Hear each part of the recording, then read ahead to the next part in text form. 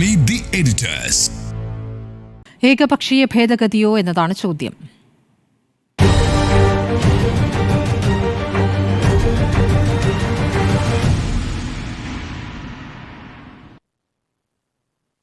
ഉണ്ണിബാലകൃഷ്ണൻ, പ്രതിപക്ഷത്തിന്റെ നിർദ്ദേശങ്ങൾ പൂർണ്ണമായും തള്ളിയിരിക്കുകയാണ്. 14 ഭേദഗതികളിലൂടെ പാസ്സാക്കിയിരിക്കുന്നു JPC-യിൽ. അത് മാത്രമല്ല, ഇനിയിപ്പോൾ അടുത്ത ആഴ്ച പാർലമെന്റിൽ വരാൻ പോകുന്നു. അതിന് തൊട്ടു പിന്നാലെയാണ് ഡൽഹി നിയമസഭാ തെരഞ്ഞെടുപ്പ്. അല്ല, ചോദ്യം ഏകപക്ഷീയമായിട്ടാണോ ഇത് തള്ളിയത് എന്നാണല്ലോ. അത് സ്വാഭാവികമായിട്ടും ഏകപക്ഷീയമായിട്ടാണ് തള്ളിയത്. കാരണം ഇപ്പോൾ താങ്കൾ സൂചിപ്പിച്ചതുപോലെ 14 ഭേദഗതികൾ ഭരണപക്ഷത്തു നിന്ന് നിർദ്ദേശിക്കുന്നു. അതെല്ലാം തന്നെ സംയുക്ത പാർലമെന്ററി സമിതി അംഗീകരിക്കുന്നു. എന്നാൽ ഏതാണ്ട് 44 ഭേദഗതികൾ പ്രതിപക്ഷം ഉന്നയിക്കുന്നു. അതിലൊരു ഭേദഗതി പോലും അക്സെപ്റ്റ് ചെയ്തിട്ടില്ല. അപ്പോൾ ഭരണപക്ഷത്തിനാണ് JPC-യിൽ ഭൂരിപക്ഷം. ഏകപക്ഷീയമായിട്ട് തന്നെയാണ് ഇപ്പോൾ ഈ JPC അതിൻ്റെ ബില്ലിന് അംഗീകാരം നൽകിയിരിക്കുന്നത്. സ്വാഭാവികമായിട്ടും അടുത്ത സെഷനിൽ അത് പാസ്സാകാനാണ് സാധ്യത എന്ന് തന്നെ ഞാൻ വിചാരിക്കുന്നു. ഇവിടുത്തെ പ്രശ്നം നോക്കൂ, ഇതിനകത്തിപ്പം വഖഫ് ബില്ല് എന്ന് പറയുന്നത് ഈ പുതിയ അമെൻമെൻറ്റ് എന്തുകൊണ്ട് കൊണ്ടുവരുന്നു എന്നുള്ളതാണല്ലോ പ്രധാനപ്പെട്ട ചോദ്യം എന്ന് പറയുന്നത്. എന്താണ് വഖഫ് എന്ന് പറയുന്നത്? ഇപ്പോൾ എല്ലാവർക്കും വഖഫ് എന്ന് പറഞ്ഞാൽ മനസ്സിലാകണം എന്നില്ല. പക്ഷേ മുനമ്പത്തിന് ശേഷം മലയാളികൾക്ക് വഖഫ് ആയിട്ട് ബന്ധപ്പെട്ട കാര്യങ്ങളൊക്കെ ഏറെക്കുറെ അറിയാമെന്ന് നമുക്ക് വിചാരിക്കാം. വഖഫ് എന്ന് പറഞ്ഞാൽ അള്ളാഹുവിൽ വിശ്വസിച്ച് ജീവകാരുണ്യ പ്രവർത്തനത്തിനായി ഒരാൾ തൻ്റെ സ്വത്ത് ദാനം ചെയ്യുന്നതിനെയാണ് വഖഫ് ഭൂമി എന്ന് പറയുന്നത്. അപ്പം ഇത് നൂറ്റാണ്ടുകളായി ഇസ്ലാം മതത്തിൽ നിലനിന്നു പോരുന്ന ഒരാചാരമാണ്. 2 നിബന്ധനകളാണ് പ്രധാനമായിട്ടും വഖഫുമായിട്ട് ബന്ധപ്പെട്ടുള്ളത്. ഒന്ന്, ഈ ഭൂമി, അതായത് വഖഫാകുന്ന ഭൂമി ജീവകാരുണ്യ പ്രവർത്തനങ്ങൾക്ക് മാത്രമേ ഉപയോഗിക്കാൻ പാടുള്ളൂ എന്നുള്ളതാണ്. രണ്ടാമത്തെ നിബന്ധന എന്ന് പറയുന്നത് ഇത് കൈമാറ്റം ചെയ്യാൻ പാടില്ല എന്നുള്ളതുമാണ്.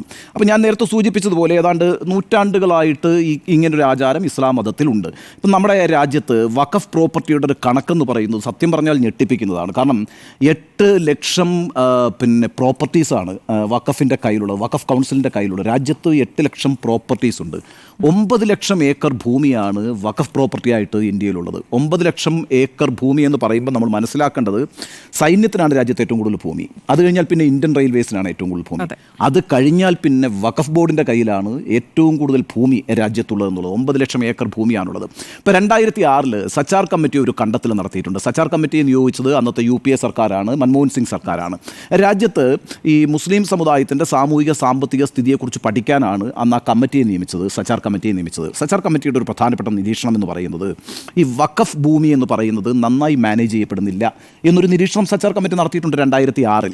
അതിൻ്റെ കാരണമായിട്ട് അവർ പറയുന്നത് ഞാൻ നേരത്തെ പറഞ്ഞത് കണക്ക് ഏതാണ്ട് 9 ലക്ഷം ഏക്കർ ഭൂമിയാണുള്ളത്, 8 ലക്ഷം പ്രോപ്പർട്ടി ഉണ്ട്. ഒരു വർഷം ഏറ്റവും ചുരുങ്ങിയത് 1000 കോടി രൂപയെങ്കിലും വരുമാനം ഉണ്ടാക്കണം ഈ പ്രോപ്പർട്ടിയിൽ നിന്ന്. ആ വരുമാനം എന്ന് പറയുന്നത് മറ്റാവശ്യങ്ങൾക്ക് വിനിയോഗിക്കാൻ കഴിയില്ല എങ്കിൽ കൂടിയും ആ വരുമാനം അതിൽ നിന്നുണ്ടാകണം. പക്ഷേ അവിടെ ഏതാണ്ട് 200 കോടിയിൽ താഴെയാണ് വരുമാനമെന്ന് സച്ചാർ കമ്മിറ്റി അന്ന് നിരീക്ഷിച്ചിട്ടുണ്ട് 2006. അപ്പോൾ അക്കാര്യത്തിലൊക്കെ ഒരു സ്ട്രീം ലൈനിങ് ആവശ്യമാണെന്ന് സച്ചാർ കമ്മിറ്റി പറയുന്നു. എന്ന് മാത്രവുമല്ല, ഈ വഖഫ് ബോർഡിൻ്റെ കീഴിലുള്ള പ്രോപ്പർട്ടിയിലേക്ക് വലിയ രീതിയിലുള്ള എൻക്രോച്ച്മെൻറ്റ്, കയ്യേറ്റങ്ങൾ നടത്തുന്നുണ്ട് എന്നുള്ളതാണ്. അത് പലതരത്തിലുള്ള കയ്യേറ്റങ്ങളുണ്ട്. ബിസിനസ് ഹൗസുകൾ നടത്തുന്ന കയ്യേറ്റങ്ങളുണ്ട്, റിയൽ എസ്റ്റേറ്റുകാർ നടത്തുന്ന കയ്യേറ്റങ്ങളുണ്ട്, ഗവൺമെൻറ് നടത്തുന്ന കയ്യേറ്റങ്ങളുണ്ട്. അപ്പോൾ ഇത്തരം കയ്യേറ്റങ്ങൾ അനുവദിക്കാതെ ഇത് പ്രോപ്പറായിട്ട് സ്ട്രീം ലൈൻ ചെയ്യണം എന്നൊരു നിർദ്ദേശം 2006 സച്ചാർ കമ്മിറ്റി മുന്നോട്ട് വയ്ക്കുന്നുണ്ട്. ഇപ്പോൾ ഈ വന്നിരിക്കുന്ന ഭേദഗതി എന്ന് പറയുന്നത് പ്രധാനമായും നമ്മൾ മനസ്സിലാക്കേണ്ടത് ഇതിനകത്തൊരു തർക്കം വരാൻ പോകുന്നത് ഇതിൻ്റെ ഓണർഷിപ്പ് റൂളുമായി ബന്ധപ്പെട്ടാണ്, ഇതിൻ്റെ ഈ ഉടമസ്ഥാവകാശവുമായി ബന്ധപ്പെട്ടാണ്. എന്താണ് ഉടമസ്ഥാവകാശവുമായി ബന്ധപ്പെട്ട് വരാൻ പോകുന്നത്? നമുക്കറിയാമല്ലോ, ഈ രാജ്യത്തെ വഖഫ് കൗൺസിലിൻ്റെ കീഴിൽ, വഖഫ് ബോർഡുകളുടെ കീഴിലുള്ള പ്രോപ്പർട്ടീസിനൊന്നും പ്രോപ്പറായ ലീഗൽ ഡോക്യുമെൻറ്റേഷൻ നടന്നിട്ടില്ല. അതിൻ്റെ ഒരു പ്രധാനപ്പെട്ട കാര്യം എന്ന് പറയുന്നത് 12ാം നൂറ്റാണ്ട് മുതൽ ഇങ്ങോട്ടാണ് ഈ വഖഫ് പ്രോപ്പർട്ടീസ് ഉണ്ടാകുന്നത്. അത് ഈ ഡൽഹി സുൽത്താനേറ്റ് ഉണ്ടാകുന്നത് മുതലാണ്. അതായത് സെൻട്രൽ ഏഷ്യയിൽ നിന്ന് ഇസ്ലാമിക ഇൻവേഷൻ രാജ്യത്തേക്ക് സംഭവിക്കുകയും പിന്നെ ഇസ്ലാമിക ഭരണകർത്താക്കൾ രാജ്യത്ത് ഭരിക്കുകയും ചെയ്യുന്ന ആ കാലഘട്ടത്തിൽ ഈ പറയുന്ന ഒട്ടേറെ ആളുകൾ അവരുടെ സ്വത്തുക്കൾ ഇതുപോലെ വഖഫായിട്ട് പ്രഖ്യാപിച്ചിട്ടുണ്ട്. അതൊന്നും തന്നെ ലീഗൽ ഡോക്യുമെൻറ്റേഷൻ നടത്തിയിട്ടുള്ളതല്ല. അന്ന് നമുക്ക് ആലോചിക്കാമല്ലോ, ഇപ്പോൾ 12ാം നൂറ്റാണ്ടിൽ, അതായത് 800 വർഷങ്ങൾക്ക് മുമ്പ്, 1000 വർഷങ്ങൾക്ക് മുമ്പ്, നമ്മൾ 21ാം നൂറ്റാണ്ടിലാണല്ലോ നിൽക്കുന്നത്. അപ്പം ഏതാണ്ട് ഒരു 900 വർഷങ്ങൾക്ക് മുമ്പ് അത്തരത്തിലൊരു നിയമവ്യവസ്ഥ ഇല്ലല്ലോ. ഇത് ഡോക്യുമെൻ്റ് ചെയ്യപ്പെടുന്ന നിയമവസ്ഥയില്ല. അത് കഴിഞ്ഞിട്ട് പിന്നെ ബ്രിട്ടീഷ് റൂൾ വരുമ്പോഴത്തേക്കും ഒരു ഡോക്യുമെൻറ്റേഷൻ നടക്കുന്നുണ്ട്. അത് കഴിഞ്ഞിട്ട് പിന്നെ ഇന്ത്യ സ്വതന്ത്രമാകുമ്പോഴത്തേക്കും ഒരു ഡോക്യുമെൻറ്റേഷൻ നടക്കുന്നുണ്ട്. ആ ഡോക്യുമെൻറ്റേഷനാണ് 1954 വഖഫ് ആക്ട് എന്ന് പറയുന്നത്. ആ വഖഫ് ആക്ടിൻ്റെ ഒരു ഏറ്റവും പ്രധാനപ്പെട്ട നിബന്ധന എന്ന് പറയുന്നത് നിലവിൽ എന്തൊക്കെയാണോ വഖഫ് അതെല്ലാം വഖഫാണ് എന്നുള്ളതാണ്. വഖഫ് ബൈ യൂസർ എന്നാണ് അതിന് പറയുക. വഖഫ് ആയിരിക്കുന്ന എല്ലാ പ്രോപ്പർട്ടിയും ഇപ്പോൾ വഖഫ് ആയിരിക്കുന്ന എല്ലാ പ്രോപ്പർട്ടിയും വഖഫായിട്ട് തന്നെ കാണും എന്നുള്ളതാണ് 1954 വഖഫ് ആക്ട് പറയുന്നത്. പ്രശ്നം എന്താണെന്ന് വെച്ചാൽ ഈ പുതിയ റൂൾ ഉണ്ടല്ലോ, ഇപ്പോൾ വരാൻ പോകുന്ന പുതിയ അമെൻമെന്റ് എന്ന് പറയുന്നത് അത് ഇതങ്ങ് എടുത്ത് കളയാൻ പോവാണ്. വഖഫ് ബൈ യൂസർ എടുത്ത് കളയാൻ പോവാണ്. അതാണ് വാക്കാൽ നൽകുക എന്ന് പറഞ്ഞാൽ ഇപ്പൊ എന്റെ പ്രോപ്പർട്ടി ഞാൻ വഖഫായിട്ട് പ്രഖ്യാപിക്കുമ്പോൾ ഞാനത് വാക്കാൽ നൽകുകയാണ്. ആ വാക്കാൽ നൽകുന്ന അതിന് ഇനിയുള്ള കാലത്ത് ലീഗൽ റൈറ്റ് ഇല്ല. ഞാൻ പറയുന്നത് ആധുനിക കാലത്ത് അത്തരത്തിലുള്ള കാര്യങ്ങൾ അനുവദിക്കാൻ നമുക്ക് കഴിയില്ല. അങ്ങനെ ഒരു പോസിറ്റീവ് സൈഡ് ഈ റൂളിനുണ്ട്. അതായത് നിങ്ങൾ ഇനിയിപ്പോൾ വഖഫായിട്ട് ഒരു ഭൂമി പ്രഖ്യാപിക്കണമെങ്കിൽ അത് കൃത്യമായ ഒരു ലീഗൽ ഡോക്യുമെന്റേഷൻ അതിന് വേണമെന്ന് ഈ നിയമം അനുശാസിക്കുന്നുണ്ട്. അത് മാത്രവുമല്ല യാതൊരു തലത്തിലുള്ള കോൺട്രവേഴ്സീസും അതിനകത്ത് ഉണ്ടാകാൻ പാടില്ല. നിങ്ങളൊരു ഇസ്ലാമത വിശ്വാസിയായിരിക്കണം ഒന്ന്. എന്നിട്ട് നിങ്ങൾ വഖഫായി പ്രഖ്യാപിക്കുന്ന ഭൂമി കൃത്യമായി ഡാറ്റാബേസിൽ റവന്യൂ ഡിപ്പാർട്ട്മെൻറ്റിൻ്റെ ഡാറ്റാബേസിലേക്ക് ഉൾപ്പെടുത്തണം. അതിന് കൃത്യമായ ലീഗൽ ഡോക്യുമെൻറ്റേഷൻ ഉണ്ടാകണം. അതിന് വാദികളായിട്ട് ആരും പിന്നീട് വരാൻ പാടില്ല. ഈ രീതിയിലൊക്കെ കൃത്യമായൊരു നിയമവ്യവസ്ഥയിലേക്ക് ഈ സംവിധാനത്തിനെ കൊണ്ടുവരാനാണ് ഈ പുതിയ ബില്ല് വെക്കുന്നത്. പക്ഷേ പ്രശ്നം എന്താണെന്ന് വെച്ചാൽ നിലവിൽ വഖഫായിരിക്കുന്ന എല്ലാ പ്രോപ്പർട്ടീസും വഖഫാണോ എന്നൊരു ചോദ്യം ഇതിനകത്ത് വരും. ആ ചോദ്യത്തിനൊരു പൊളിറ്റിക്കൽ റെലവൻസ് ഇന്ത്യയിലുണ്ട്. എന്തുകൊണ്ടാണെന്ന് വെച്ചാൽ ഈ നിലവിലുള്ള വഖഫിനെ സംബന്ധിച്ച് 90% ഓഫ് വഖഫ് പ്രോപ്പർട്ടിക്ക് പ്രോപ്പർ ലീഗൽ ഡോക്യുമെൻറ്റേഷൻ ഇല്ല. ഈ വഖഫ് പ്രോപ്പർട്ടിയിൽ നിൽക്കുന്ന സംഭവങ്ങൾ എന്തൊക്കെയാണ് നിങ്ങൾ ആലോചിക്കണം. വലിയ ദർഗകൾ, വലിയ ഈദ്ഗാഹുകൾ, മദ്രസകൾ, ഇത് കൂടാതെ ശ്മശാനങ്ങൾ, വിദ്യാഭ്യാസ സ്ഥാപനങ്ങളുണ്ട്, ഓർഫണേജസ് ഉണ്ട്. പക്ഷേ ഞാൻ പറയുന്നത് പൊളിറ്റിക്കലി റെലവൻ്റ് ആയ ഒരു ആസ്പെക്ട് വരുന്നത് എവിടെയാണെന്ന് വെച്ചാൽ വലിയ ദർഗകളും ഈദ്ഗാഹുകളും മദ്രസകളും ഒക്കെ നിൽക്കുന്ന പ്രോപ്പർട്ടീസ് വഖഫ് പ്രോപ്പർട്ടിയാണ്. വഖഫ് പ്രോപ്പർട്ടിയെ പ്രോപ്പറായ ലീഗൽ ഡോക്യുമെൻറ്റേഷൻ ഇല്ലെങ്കിൽ കണ്ടസ്റ്റ് ചെയ്യാം എന്നൊരവസ്ഥ ഈ ബില്ലിൽ വരുന്നു എന്നുള്ളതാണ് പ്രശ്നം. ഇപ്പോൾ ഉദാഹരണത്തിന് ബാബറി മസ്ജിദുമായി ബന്ധപ്പെട്ട കോൺട്രവേഴ്സി എന്താ? ബാബറി മസ്ജിദ് എന്ന് പറയുന്ന 1528 ബാബറി അവിടെ ഒരു രാമക്ഷേത്രം ഉണ്ടായിരുന്നുവെന്നും അത് തകർത്തിട്ടാണ് ബാബറി പള്ളി അതിൻ്റെ മുകളിൽ പണിതത് എന്നുള്ളതാണല്ലോ കോൺട്രവേഴ്സി എന്ന് പറയുന്നത്. 1528 സംഭവിച്ചൊരു കാര്യമാണ്. പിന്നീട് ഇതൊരു വലിയ വിവാദമാകുന്നത് എപ്പോഴാണ്? 1949 അവിടെ രാംലല്ലയുടെ വിഗ്രഹം കണ്ടു എന്ന് പറഞ്ഞിട്ടൊരു വിവാദം ഉണ്ടാവുകയാണ്. ജവഹർലാൽ നെഹ്റു ആണെന്ന് പ്രധാനമന്ത്രി, GB പന്ത് ആണ് അന്ന് ഉത്തർപ്രദേശിൻ്റെ മുഖ്യമന്ത്രി. അന്ന് നെഹ്റു എന്താ പറഞ്ഞത്? ആ രാംലല്ല എടുത്ത് കളഞ്ഞേക്കാനാണ് പറഞ്ഞത്. പക്ഷേ അതൊരു വലിയ വിവാദമായപ്പോൾ എന്ത് ചെയ്തു? അത് ക്ലോസ് ചെയ്ത് കഴിഞ്ഞിട്ട് പിന്നെ എപ്പോഴാണത് വീണ്ടും തുറക്കുന്നത്? 1986 രാജീവ് ഗാന്ധി പ്രധാനമന്ത്രിയായിരിക്കുമ്പോഴാണ് ബാബറി മസ്ജിദ് തുറന്നു കൊടുക്കുന്നത്. ആർക്ക്? ഹിന്ദുക്കൾ കൂടി ആരാധന നടത്താൻ വേണ്ടി. അതിനൊരു രാഷ്ട്രീയ സാഹചര്യം ഉണ്ടായിരുന്നു. എന്തായിരുന്നു അറിയാമല്ലോ നിങ്ങൾക്കൊക്കെ.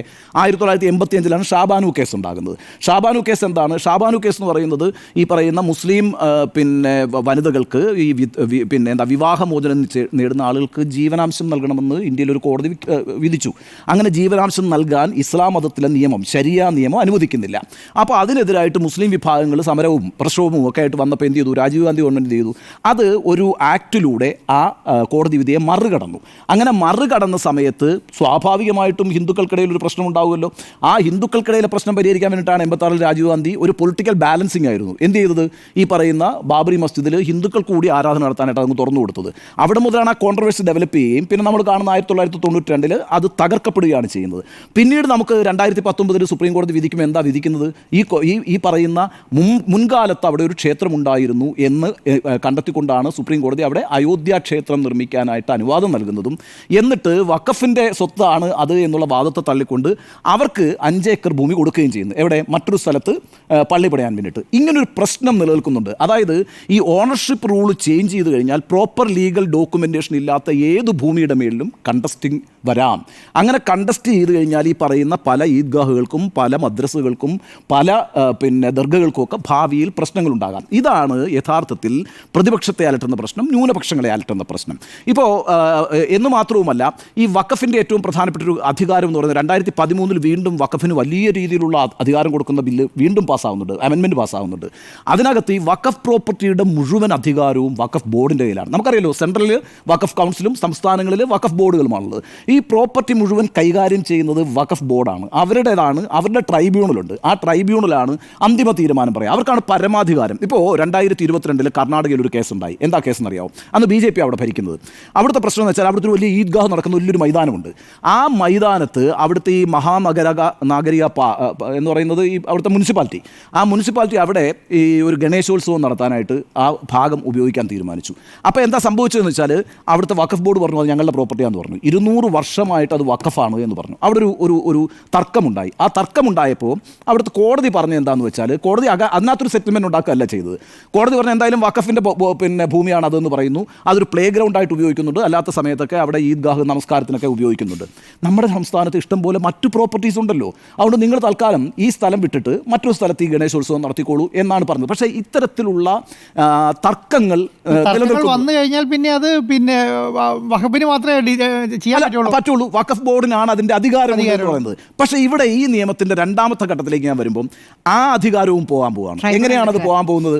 എങ്ങനെയാണ്? അല്ല, ഈ പറയുന്ന വഖഫ് ബോർഡിൻ്റെ ഭൂമികളെ മുഴുവൻ കളക്ടറുമായിട്ട് ബന്ധപ്പെട്ടാണ് അതിൻ്റെ രജിസ്ട്രേഷൻ മുഴുവൻ വരിക, അല്ലേ? അങ്ങനെ കളക്ടറുമായിട്ട് ബന്ധപ്പെട്ട രജിസ്ട്രേഷൻ വന്നിട്ട് കളക്ടറാണ് ഇത് നോട്ടിഫൈ ചെയ്യുക. ഇത് വഖഫ് ബോർഡ് ഭൂമിയാണോ അല്ലയോ എന്നുള്ളത് നോട്ടിഫൈ ചെയ്യുന്ന കളക്ടറാണ്. അപ്പം സർക്കാരിൻ്റെ ഒരു അധികാരി ഇതിൻ്റെ ഒരു ഇടത്തട്ടിൽ വരുന്നു എന്നുള്ളതാണ് പ്രശ്നം, അല്ലെങ്കിൽ നടുവിൽ വരുന്നു എന്നുള്ളതാണ് പ്രശ്നം. അപ്പോൾ ഞാൻ ഈ വീണ്ടും പറഞ്ഞ കർണാടകത്തിലെ ഈ വിഷയത്തിലേക്ക് വന്നാൽ അവിടെ കളക്ടർ ഒരു തീരുമാനം എടുക്കുകയാണെങ്കിൽ ആർക്ക് അനുകൂലമായിട്ടായിരിക്കും തീരുമാനം എടുക്കുക? സർക്കാരിന് അനുകൂലമായിട്ടാണല്ലോ തീരുമാനം എടുക്കുക. അപ്പോൾ സർക്കാരിന് കൂടുതൽ അധികാരം ഈ പറയുന്ന വഖഫ് ബോർഡിനേക്കാളും കൂടുതൽ അധികാരം അതിൻ്റെ മേളിൽ അധികാരത്തിൽ വരുന്നു എന്നുള്ളതാണ് വീണ്ടും ഇതിനെ കണ്ടസ്റ്റ് ചെയ്യാൻ പ്രതിപക്ഷത്തെ നിർബന്ധിക്കുന്നത്. അതുപോലെ ന്യൂനപക്ഷം മാത്രമല്ല തർക്ക തീരു വരെ ആ സ്ഥലം വഖഫായി കണക്കാക്കില്ല. അങ്ങനെയാണ്. എന്തും ചെയ്യാം. അതെ. അപ്പം ഈ രീതിയിൽ വീണ്ടും സർക്കാരിനൊരു പിടി വഖഫ് ബോർഡിൻ്റെ മുകളിൽ ഉണ്ടാകുന്നു എന്നുള്ളതാണ് ഈ പറയുന്ന രണ്ടാമത്തെ നിയമം വരുമ്പോൾ വരുന്നത്. ഇനി മൂന്നാമത്തെ ഒരു പ്രശ്നം വരുന്നത് എന്താണെന്ന് വെച്ചാൽ ഈ പറയുന്ന ബോർഡ് എങ്ങനെ കോൺസ്റ്റിറ്റ്യൂട്ട് ചെയ്യണം എന്നുള്ളതാണ്. ആ ബോർഡിൽ 2 നോൺ മുസ്ലിംസ് ഉണ്ടാകണം എന്ന് പറയുന്നു എന്നുള്ളതാണ്. അവിടെയും ഒരു പ്രശ്നം വരുന്നത് ഈ പറയുന്ന ഇസ്ലാമിക വിശ്വാസത്തിൻ്റെ അടിസ്ഥാനത്തിലുള്ള ഒരു ബോഡിയിൽ മറ്റൊരു വിശ്വാസത്തിൽ ഉള്ള ആളുകൾ വരണോ വേണ്ടയോ എന്നുള്ളതാണ് ചോദ്യം എന്ന് പറയുന്നത്. അപ്പോൾ ഇവിടുത്തെ ഒരു പ്രശ്നം വെച്ചാൽ ഇപ്പോൾ ചർച്ചിൻ്റെ പ്രോപ്പർട്ടി ആരാണ് നോക്കുന്നത്? ചർച്ച് തന്നെയാണല്ലോ നോക്കുന്നത്, ചർച്ചിൻ്റെ കൗൺസിലാണല്ലോ നോക്കുന്നത്. അവിടെ അവർ വേറൊരു വിശ്വാസത്തിലുള്ള ആളുകൾ അതിനകത്ത് വരികയോ ആ ബോർഡിൽ പങ്കെടുക്കുകയോ ഒന്നും ചെയ്യുന്നില്ല. അതുപോലെ തന്നെ ഹിന്ദുക്കളുടെ മഠങ്ങളുടെ കാര്യങ്ങളിനകത്താണെങ്കിലും അവർ ഒരുപാട് പ്രോപ്പർട്ടി ഓണേഴ്സാണ്. എത്രയോ പിന്നെ ഇപ്പോൾ വാരണാസിയിലെ മഠത്തിൻ്റെ കീഴിലാണ് ഭാരതീയ സർവകലാശാല പോലുള്ള വലിയ പ്രസ്ഥാനങ്ങളൊക്കെ പ്രവർത്തിക്കുന്നുണ്ട്. അപ്പോൾ ആ രീതിയിൽ അങ്ങോട്ടേക്ക് ആളുകൾക്ക് കയറാൻ പറ്റും. അപ്പോൾ എന്തുകൊണ്ടാണ് ഇവിടെ മാത്രം ഈ പറയുന്ന നോൺ മുസ്ലിംസിനെ കയറ്റുന്നത് എന്നൊരു ചോദ്യം അവർ ഉയരുന്നുണ്ട്. അപ്പോൾ അവിടെയും ഈ വഖഫ് ബോർഡിൻ്റെ അധികാരത്തിലേക്ക് കടന്നു കയറുന്നു, അല്ലെങ്കിൽ ആ വിശ്വാസത്തിലേക്ക് കടന്നു കയറുന്നു എന്നൊരു ആശങ്ക ന്യൂനപക്ഷത്തിനുണ്ടാകുന്നു. ഇനി ആ ബോർഡിൻ്റെ കോൺസ്റ്റിറ്റ്യൂഷൻ തന്നെ ഭയങ്കര വിചിത്രമാണ്. അതിനകത്ത് വളരെ പ്രധാനപ്പെട്ട ഒരു ശ്രദ്ധ, നമ്മൾ ഈ 2 നോൺ മുസ്ലിംസിനെ കയറ്റുന്നിടത്ത് അല്ലത് അവസാനിക്കുന്നത്. എക്സ് ഒഫിഷ്യോ മെമ്പേഴ്സ് ഉണ്ട്, അതും കൂടും. അപ്പോൾ നമ്പർ കൂടുകയാണ്. ഇനി ഒരു യൂണിയൻ മിനിസ്റ്റർ ഉണ്ടാവും, അതേപോലെ തന്നെ 3 MP-മാരുണ്ടാകും, അതേപോലെ തന്നെ ഒരു സീനിയർ IAS ഓഫീസറും ഉണ്ടാകും. അപ്പം ഒരു യൂണിയൻ മിനിസ്റ്റർ ഉണ്ടാകുന്നു, 3 MP-മാരുണ്ടാകുന്നു, ഒരു IAS ഓഫീസർ സീനിയർ ആയിട്ടുള്ള ആളുണ്ടാകുന്നു, എക്സ് ഒഫിഷ്യോ മെമ്പേഴ്സ് ഉണ്ടാകുന്നു, പ്ലസ് 2 നോൺ മുസ്ലിം ആളുകൾ കൂടി ഉണ്ടാകുന്നു. ഇവിടുത്തെ ഒരു പ്രശ്നം എന്താണെന്നറിയോ? സർക്കാരിൻ്റെ നിയമപ്രകാരം ഒരു പാനലിലും ഒരു കമ്മിറ്റിയിലും നിങ്ങളുടെ മതത്തിൻ്റെ അടിസ്ഥാനത്തിൽ നിങ്ങളെ ഉൾപ്പെടുത്താൻ കഴിയില്ല. ഇപ്പം ഞാൻ ഹിന്ദുവാണ്, ഞാനൊരു ഓഫീസറാണ്, നിങ്ങൾ ഹിന്ദു ആയിരിക്കുന്നുകൊണ്ട് ഈ പാനലിൽ പിന്നെ നിങ്ങൾ അംഗമാകണം, അല്ലെങ്കിൽ മുസ്ലിം ആയിരിക്കുന്നുകൊണ്ട് നിങ്ങൾ ഇങ്ങനെ അംഗമാകണമെന്ന് സർക്കാരിന് തീരുമാനിക്കാൻ പറ്റില്ല. ബിക്കോസ് നമ്മുടെ സർക്കാർ എന്ന് പറയുന്നത് ഭരണഘടനാപരമായി സെക്കുലറായ ഒരു ഗവൺമെൻറ്റാണ്. അപ്പോൾ അതുകൊണ്ട് ഈ പറയുന്ന ആളുകളൊക്കെ ഏത് രീതിയിൽ എവിടെ നിന്നൊക്കെ വരും എന്നുള്ള ആശങ്കയും ശക്തിപ്പെടുന്നു എന്നുള്ളതാണ്. അപ്പോൾ ഇത്തരത്തിലുള്ള ആശങ്കകൾ ഈ ബില്ലുമായി ബന്ധപ്പെട്ടുണ്ട്. അപ്പോഴും ഒരു വശം കൂടിയുണ്ട്. എന്താണെന്നറിയാമോ? നമ്മൾ ഈ പറയുന്ന വഖഫ് പ്രോപ്പർട്ടി ഉണ്ടല്ലോ, ഈ വഖഫ് പ്രോപ്പർട്ടിയുമായി ബന്ധപ്പെട്ട് വലിയ വിവാദങ്ങൾ രാജ്യത്തുണ്ട് എന്നുള്ളത് ഒരു പ്രധാനപ്പെട്ട പ്രശ്നമാണ്. എന്താണ് ആ വിവാദങ്ങൾ? പരിപൂർണമായും ഡോക്യുമെൻറ്റേഷൻ നടത്തിയിട്ടില്ല എന്നുള്ളത് ഒരു പ്രശ്നം തന്നെയായിരിക്കുമ്പോഴും ഇതിനകത്ത് എൻക്രോച്ച്മെൻറ്റ് വലിയ രീതിയിൽ നടക്കുന്നുണ്ട്. അതാണ് വളരെ പ്രധാനപ്പെട്ട കാര്യം. പല ബിസിനസ് ഹൗസും ഈ പറയുന്ന വഖഫ് പ്രോപ്പർട്ടിയിൽ വഖഫ് ബോർഡിൻ്റെ അറിവോടുകൂടി നിൽക്കുന്നു എന്നുള്ളതാണ് പ്രശ്നം. അത്തരത്തിലുള്ള ചില അഡ്ജസ്റ്റ്മെൻറ്റുകൾ നടക്കുന്നു എന്നുള്ളതാണ് പ്രശ്നം. റിയൽ എസ്റ്റേറ്റുകാർ ഇതിനകത്ത് നുഴഞ്ഞു കയറുന്നു എന്നുള്ളതാണ് പ്രശ്നം. അപ്പോൾ ആ രീതിയിലൊക്കെ വലിയ എൻക്രോച്ച്മെൻറ്റുകൾ നടക്കുകയും ഇനിയിപ്പോൾ ഇതിനകത്തൊരു ഒരു ഒരു ഒരു ലീഗൽ ഇഷ്യൂ വരുന്നു എന്ന് വിചാരിക്കുക. ആ ലീഗൽ ഇഷ്യൂ വന്നാൽ ഈ എൻക്രോച്ച്മെൻറ്റ് നടത്തിയ ആളുകളുണ്ടല്ലോ, അവർ ഈ ക്ലെയിം സ്ഥാപിച്ചാൽ എന്ത് ചെയ്യും? ഈ പ്രോപ്പർട്ടി ഇല്ലാതാകും. അല്ല, വഖഫിന്റെ ക്ലെയിമും വരുന്നുണ്ട് കേട്ടോ. ക്ലെയിം ചെയ്യുന്നുണ്ട്, ഇത് വഖഫിന്റെ ഭൂമിയാണെന്ന് പറയുന്നുണ്ട് ചില സ്ഥലത്ത്. ഉണ്ട്. അപ്പം ഞാൻ പറയുന്നത് ഈ രീതിയിൽ വലിയ ലീഗൽ പിന്നെ ഫൈറ്റിലേക്കൊക്കെ പോകാവുന്ന രീതിയിലാണ് കാര്യങ്ങൾ നിൽക്കുന്നത്. പക്ഷേ 2006 സച്ചാർ കമ്മിറ്റി പറഞ്ഞിട്ടുള്ളൊരു പ്രധാനപ്പെട്ട കാര്യം എന്ന് പറയുന്നത്, അതാണ് കിരൺ റിജ്ജു പറയുന്നതിൻ്റെ ബേസ് എന്ന് പറയുന്നത്. ആ ബേസ് അതായിരിക്കുമ്പോൾ പോലും സച്ചാർ കമ്മിറ്റി പറഞ്ഞ എന്താണ്? ഈ പ്രോപ്പർട്ടിയുടെ പൂർണ്ണമായ ഉത്തരവാദിത്വം വഖഫിനായിരിക്കുമ്പോൾ തന്നെ അതിൽ നിന്ന് റവന്യൂ വർദ്ധിപ്പിക്കേണ്ടതുണ്ട്. വേണ്ടത്ര റവന്യൂ ഇപ്പോൾ ഉണ്ടാകുന്നില്ല. യഥാർത്ഥത്തിൽ കിട്ടാവുന്ന റവന്യൂ എങ്ങോട്ട് പോകുന്നു എന്ന് അന്വേഷിക്കണം. 2, ഈ പറയുന്ന എൻക്രോച്ച്മെൻറ്റുകൾ ഇല്ലാതാക്കണം. അപ്പോൾ ആ രീതിയിലൊക്കെ അതിനെ സ്ട്രീം ലൈൻ ചെയ്യണം എന്നാണ് പറഞ്ഞിരിക്കുന്നത്. പക്ഷേ ഇവിടെ എന്താണെന്ന് വെച്ചാൽ വെച്ചാൽ ഈ പുതിയ ബില്ലിൻ്റെ ഒരു പ്രത്യേകത, ഇതിൻ്റെ ഓണർഷിപ്പ് റൂൾ മാറുന്നതോടുകൂടി നമ്മുടെ രാജ്യത്ത് ഈ പറയുന്ന പലതരത്തിലുള്ള അവകാശവാദങ്ങൾ ഡെവലപ്പ് ചെയ്തുകൊണ്ടിരിക്കുകയാണല്ലോ ഇപ്പോൾ പിന്നെ എന്താ പറയുക, ആ വൃന്ദാവൻ ഒരു വലിയ ഇഷ്യൂ അല്ലേ? നിങ്ങൾ അവിടെ പോയിട്ടുണ്ടെങ്കിൽ അറിയാം. പിന്നെ വൃന്ദാവനാണല്ലോ മഥുര എന്ന് പറയുന്നത്, അവിടെയാണ് കൃഷ്ണൻ ജനിച്ചതെന്ന് പറയുന്നത്. കൃഷ്ണൻ ജനിച്ച ആ ക്ഷേത്രവും അതിൻ്റെ മതിലിൻ്റെ തൊട്ടപ്പുറത്ത് മോസ്കാണ്. ഒറ്റ മതിൽ, ഞാനവിടെ പോയിട്ടുണ്ട്. ഒറ്റ മതിലിൽ ഇപ്പുറത്ത് മോസ്കും ഇപ്പുറത്ത് പിന്നെ ശ്രീകൃഷ്ണ ക്ഷേത്രമാണ് നിൽക്കുന്നത്. അപ്പം അയോധ്യ, കാശി, പിന്നെ മഥുര, അങ്ങനെയാണല്ലോ പിന്നെ ഈ BJP-യുടെ മുദ്രാവാക്യം തന്നെ. അപ്പം കാശി മഥുര ബാക്കി ഹെ എന്നുള്ളതാണ്, കാശി മഥുര ബാക്കി എന്നുള്ളതാണ്. അപ്പോൾ അതിനകത്ത് ഈ മഥുര അടുത്തതായിട്ട് വരുമ്പം നേരത്തെ പോലെ തന്നെ കൃഷ്ണ ജന്മഭൂമിയാണത്. നേരത്തെ അയോധ്യ രാമജന്മഭൂമിയാണ് എങ്കിൽ മഥുര കൃഷ്ണ ജന്മഭൂമിയാണ്. വളരെ സെൻസിറ്റീവായ ഒരു സ്ഥലമാണ്. നിങ്ങൾ അവിടെ പോയാൽ ഞെട്ടിപ്പോകും അത് കണ്ടു കഴിഞ്ഞാൽ. ഒറ്റ മതിലിൻ്റെ വ്യത്യാസമാണ് അപ്പുറം ഇപ്പുറയും. സുജയ പോയിട്ടുണ്ടാവുമല്ലോ, അപ്പുറം ഇപ്പുറയൊക്കെ ഈ പറയുന്ന 2 ക്ഷേത്രങ്ങൾ നിൽക്കുന്നത്, 2 ആരാധനാലയങ്ങൾ നിൽക്കുന്നത്. അപ്പോൾ ഇവിടെയൊക്കെ ക്ലെയിം എങ്ങനെ വരും എന്നുള്ളതാണ് പ്രശ്നം. അപ്പോൾ ഈ ക്ലെയിമിന് ഒരിക്കലും നിങ്ങൾക്ക് പിന്നെ സ്ഥാപിക്കാൻ പറ്റില്ല. കാരണം 12-ാം നൂറ്റാണ്ട് മുതൽ ഇങ്ങോട്ടുണ്ടായിട്ടുള്ള ഈ പ്രോപ്പർട്ടിയുടെ, നേരത്തെ സാറ് പറഞ്ഞ കണക്ക് ഒന്നുകിൽ ചൂണ്ടിക്കാണിച്ചോ അല്ലെങ്കിൽ വാക്കാലോ പറഞ്ഞിട്ടുള്ള ഓറൽ എന്നാണല്ലോ പറയുന്നത്, ഓറൽ ആയിട്ടുള്ള വഖഫാണ് ഈ പ്രഖ്യാപിച്ചിരിക്കുന്നത്. അത് നിങ്ങൾക്ക് ലീഗലി ക്ലെയിം ചെയ്യാൻ പറ്റുമോ? റെട്രോസ്പെക്റ്റീവ് ഇഫക്റ്റ് ഉണ്ടാവില്ല എന്നാണ് പറയുന്നതെങ്കിൽ പോലും, റെട്രോസ്പെക്റ്റീവ് ഇഫക്റ്റ് ഉണ്ടാകുന്നില്ല എങ്കിലും 90% ഓഫ് ദി പ്രോപ്പർട്ടി എന്ന് പറയുന്ന ലീഗൽ ഡോക്യുമെൻറ്റേഷൻ ഇല്ല എന്നുള്ളൊരു പ്രശ്നം വരുമ്പോൾ പൊളിറ്റിക്കലി ഈ സാധനം എങ്ങനെയാണ് ഇനി ഭാവിയിൽ എന്തൊക്കെ ഇഫക്റ്റ് ഉണ്ടാകും? നമ്മൾ ഈ അയോധ്യ ബാബറി മസ്ജിദ് തർക്കം കണ്ട ആളുകളാണ് നമ്മുടെ തലമുറ. അവിടെ എന്താ സംഭവിച്ചത് എന്ന് നമുക്കറിയാം. അതിനകത്ത് സുപ്രീം കോടതിയുടെ ജഡ്ജ്മെൻറ്റ് എങ്ങനെയാണ് വന്നത് എന്നുള്ളത് നമുക്കറിയാം. അപ്പോൾ ആ അർത്ഥത്തിൽ ഈ വിഷയം ഒരു വളരെ പ്രധാനപ്പെട്ട വിഷയമായിട്ട് ഇനി വരും. അതുതന്നെയാണ് ഈ ന്യൂനപക്ഷങ്ങളുടെ ഒരു പ്രതിസന്ധി, ന്യൂനപക്ഷങ്ങൾക്ക് ആശയക്കുഴപ്പം ഉണ്ടാക്കുന്നത്. ഒറ്റ കാര്യം പറഞ്ഞ് ഞാൻ അവസാനിപ്പിക്കാം. ഇന്നിപ്പോൾ ഈ ജോയിൻറ്റ് പാർലമെൻ്ററി കമ്മിറ്റി ഈ പറയുന്ന വഖഫിനെ സംബന്ധിച്ച പിന്നെ അമെൻമെൻസുകൾ, ഭരണപക്ഷത്തു നിന്നുള്ള എല്ലാ അമെൻമെൻസുകളും അംഗീകരിക്കുകയും പ്രതിപക്ഷത്തിൻ്റെ എല്ലാ അമെൻമെൻസുകളും തള്ളിക്കളയുകയും ചെയ്തുകൊണ്ട് അംഗീകാരം നൽകുമ്പോൾ മറ്റൊരു പ്രധാനപ്പെട്ട സംഭവം കൂടി ഇന്ന് രാജ്യത്ത് ഉണ്ടായിരിക്കുന്നുണ്ട്. അതൊരു കോയിൻസിഡൻസ് ആയിരിക്കാം, പക്ഷേ നമ്മൾ ശ്രദ്ധിക്കേണ്ട കാര്യമാണ്. അത് ഉത്തരാഖണ്ഡ് എന്ന് പറയുന്ന സംസ്ഥാനം ഇന്ന് യൂണിഫോം സിവിൽ കോഡ് ആദ്യമായി രാജ്യത്ത് നടപ്പാക്കുന്ന, ഏകീകൃത സിവിൽ നിയമം രാജ്യത്ത് ആദ്യമായി നടപ്പാക്കുന്ന സംസ്ഥാനമായി സ്വയം പ്രഖ്യാപിച്ചു കഴിഞ്ഞിരിക്കുന്നു എന്നുള്ളതാണ്. ഈ യൂണിഫോം സിവിൽ കോഡ് ഒരു സംസ്ഥാനം പ്രഖ്യാപിക്കുകയും ആദ്യത്തെ സംസ്ഥാനമായി ഉത്തരാഖണ്ഡ് മാറുകയും ചെയ്യുന്നു.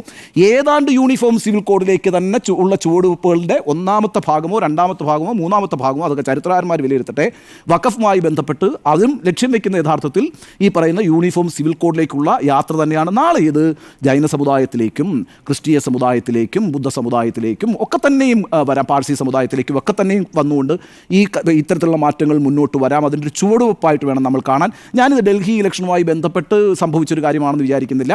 അതിൻ്റെ കാരണം സംവിധാനമുണ്ടോ എനിക്കറിയാത്തതുകൊണ്ടാണ്. ജൈനമതത്തിലൊക്കെ ഈ വഖഫ് പോലെയുള്ള സംവിധാനമുണ്ട്. അല്ല, അങ്ങനെയില്ല. വഖഫ് പോലെ ഒരു സംവിധാനം അല്ല വരിക. ഇപ്പം ക്രിസ്ത്യാനികൾക്ക് വഖഫ് പോലൊരു സംവിധാനം ഇല്ലല്ലോ, അതേപോലെ മറ്റൊരു സമുദായത്തിനും അങ്ങനെയില്ല. പക്ഷേ ഏക സിവിൽ കോഡ് എന്ന് പറയുന്നത് എന്താണ്? രാജ്യത്തിൻ്റെതായ ഒരു സാംസ്കാരിക ജീവിത രീതി ഉണ്ടെന്നും ആ സാംസ്കാരിക ജീവിത രീതിയോട് പൊരുത്തപ്പെടുന്ന രീതിയിൽ മറ്റു മതങ്ങൾ അവരെല്ലാം കുടിയേറ്റക്കാരാണെന്നും അല്ലെങ്കിൽ കയ്യേറ്റക്കാരാണെന്നും നമ്മൾ ജീവിക്കുന്ന ആ സംസ്കാരത്തിന് അനുഗുണമായ മതസ്വഭാവത്തെ പിന്നെ സാംസ്കാരിക സ്വഭാവത്തിലേക്ക് നിങ്ങളും വരണമെന്നും പറയുന്നതാണ് യൂണിഫോം സിവിൽ കോഡ് അടിസ്ഥാനപരമായിട്ട്. അതുകൊണ്ടാണ് യൂണിഫോം ഏകരൂപമായ ഒരു സിവിൽ നിയമം ഉണ്ടാവണം എന്ന് പറയുന്നത്. ഓരോരുത്തരും അവരവരുടേതായ മതത്തിൻ്റെ നിയമങ്ങളും വ്യക്തി നിയമങ്ങളും ഒക്കെ അടിസ്ഥാനപ്പെടുത്തിയാണ് ജീവിച്ചുകൊണ്ടിരിക്കുന്നത്. ചില കാര്യങ്ങളിൽ സർക്കാർ ഇടപെടാറില്ല, അതൊരു സെക്യുലർ സ്റ്റേറ്റ് ആയിരിക്കുന്നതുകൊണ്ടാണ്. എന്നാൽ ഭാവിയിൽ ഇത്തരം കാര്യങ്ങളിൽ അതൊക്കെ നിയന്ത്രണങ്ങൾ ഉണ്ടാകും എന്നുള്ളതാണ്. ഇന്ത്യയിൽ ജീവിക്കുന്ന വേറെ ഏത് മതവിഭാഗമാണ്? അല്ല, മതം ഇപ്പം ഹിന്ദുക്കൾ മത നിയമം അനുസരിച്ചല്ലേ ജീവിക്കുന്നത്? എന്തുകൊണ്ടാണ് ഇപ്പം നിങ്ങൾ ഇന്ത്യൻ ഭരണഘടന അനുസരിച്ചാണ് ഞാൻ ജീവിക്കുന്നത്, ഞാനൊരു ഹിന്ദുവാണ്. അല്ലല്ല, അങ്ങനെയല്ല. അല്ല, ഞാൻ പറയുന്നത് ഇപ്പം നിങ്ങൾ എങ്ങനെയാണ് വിവാഹം കഴിക്കുന്നത്, അല്ലെങ്കിൽ നിങ്ങളുടെ ഒരു ആചാരങ്ങളുണ്ട്.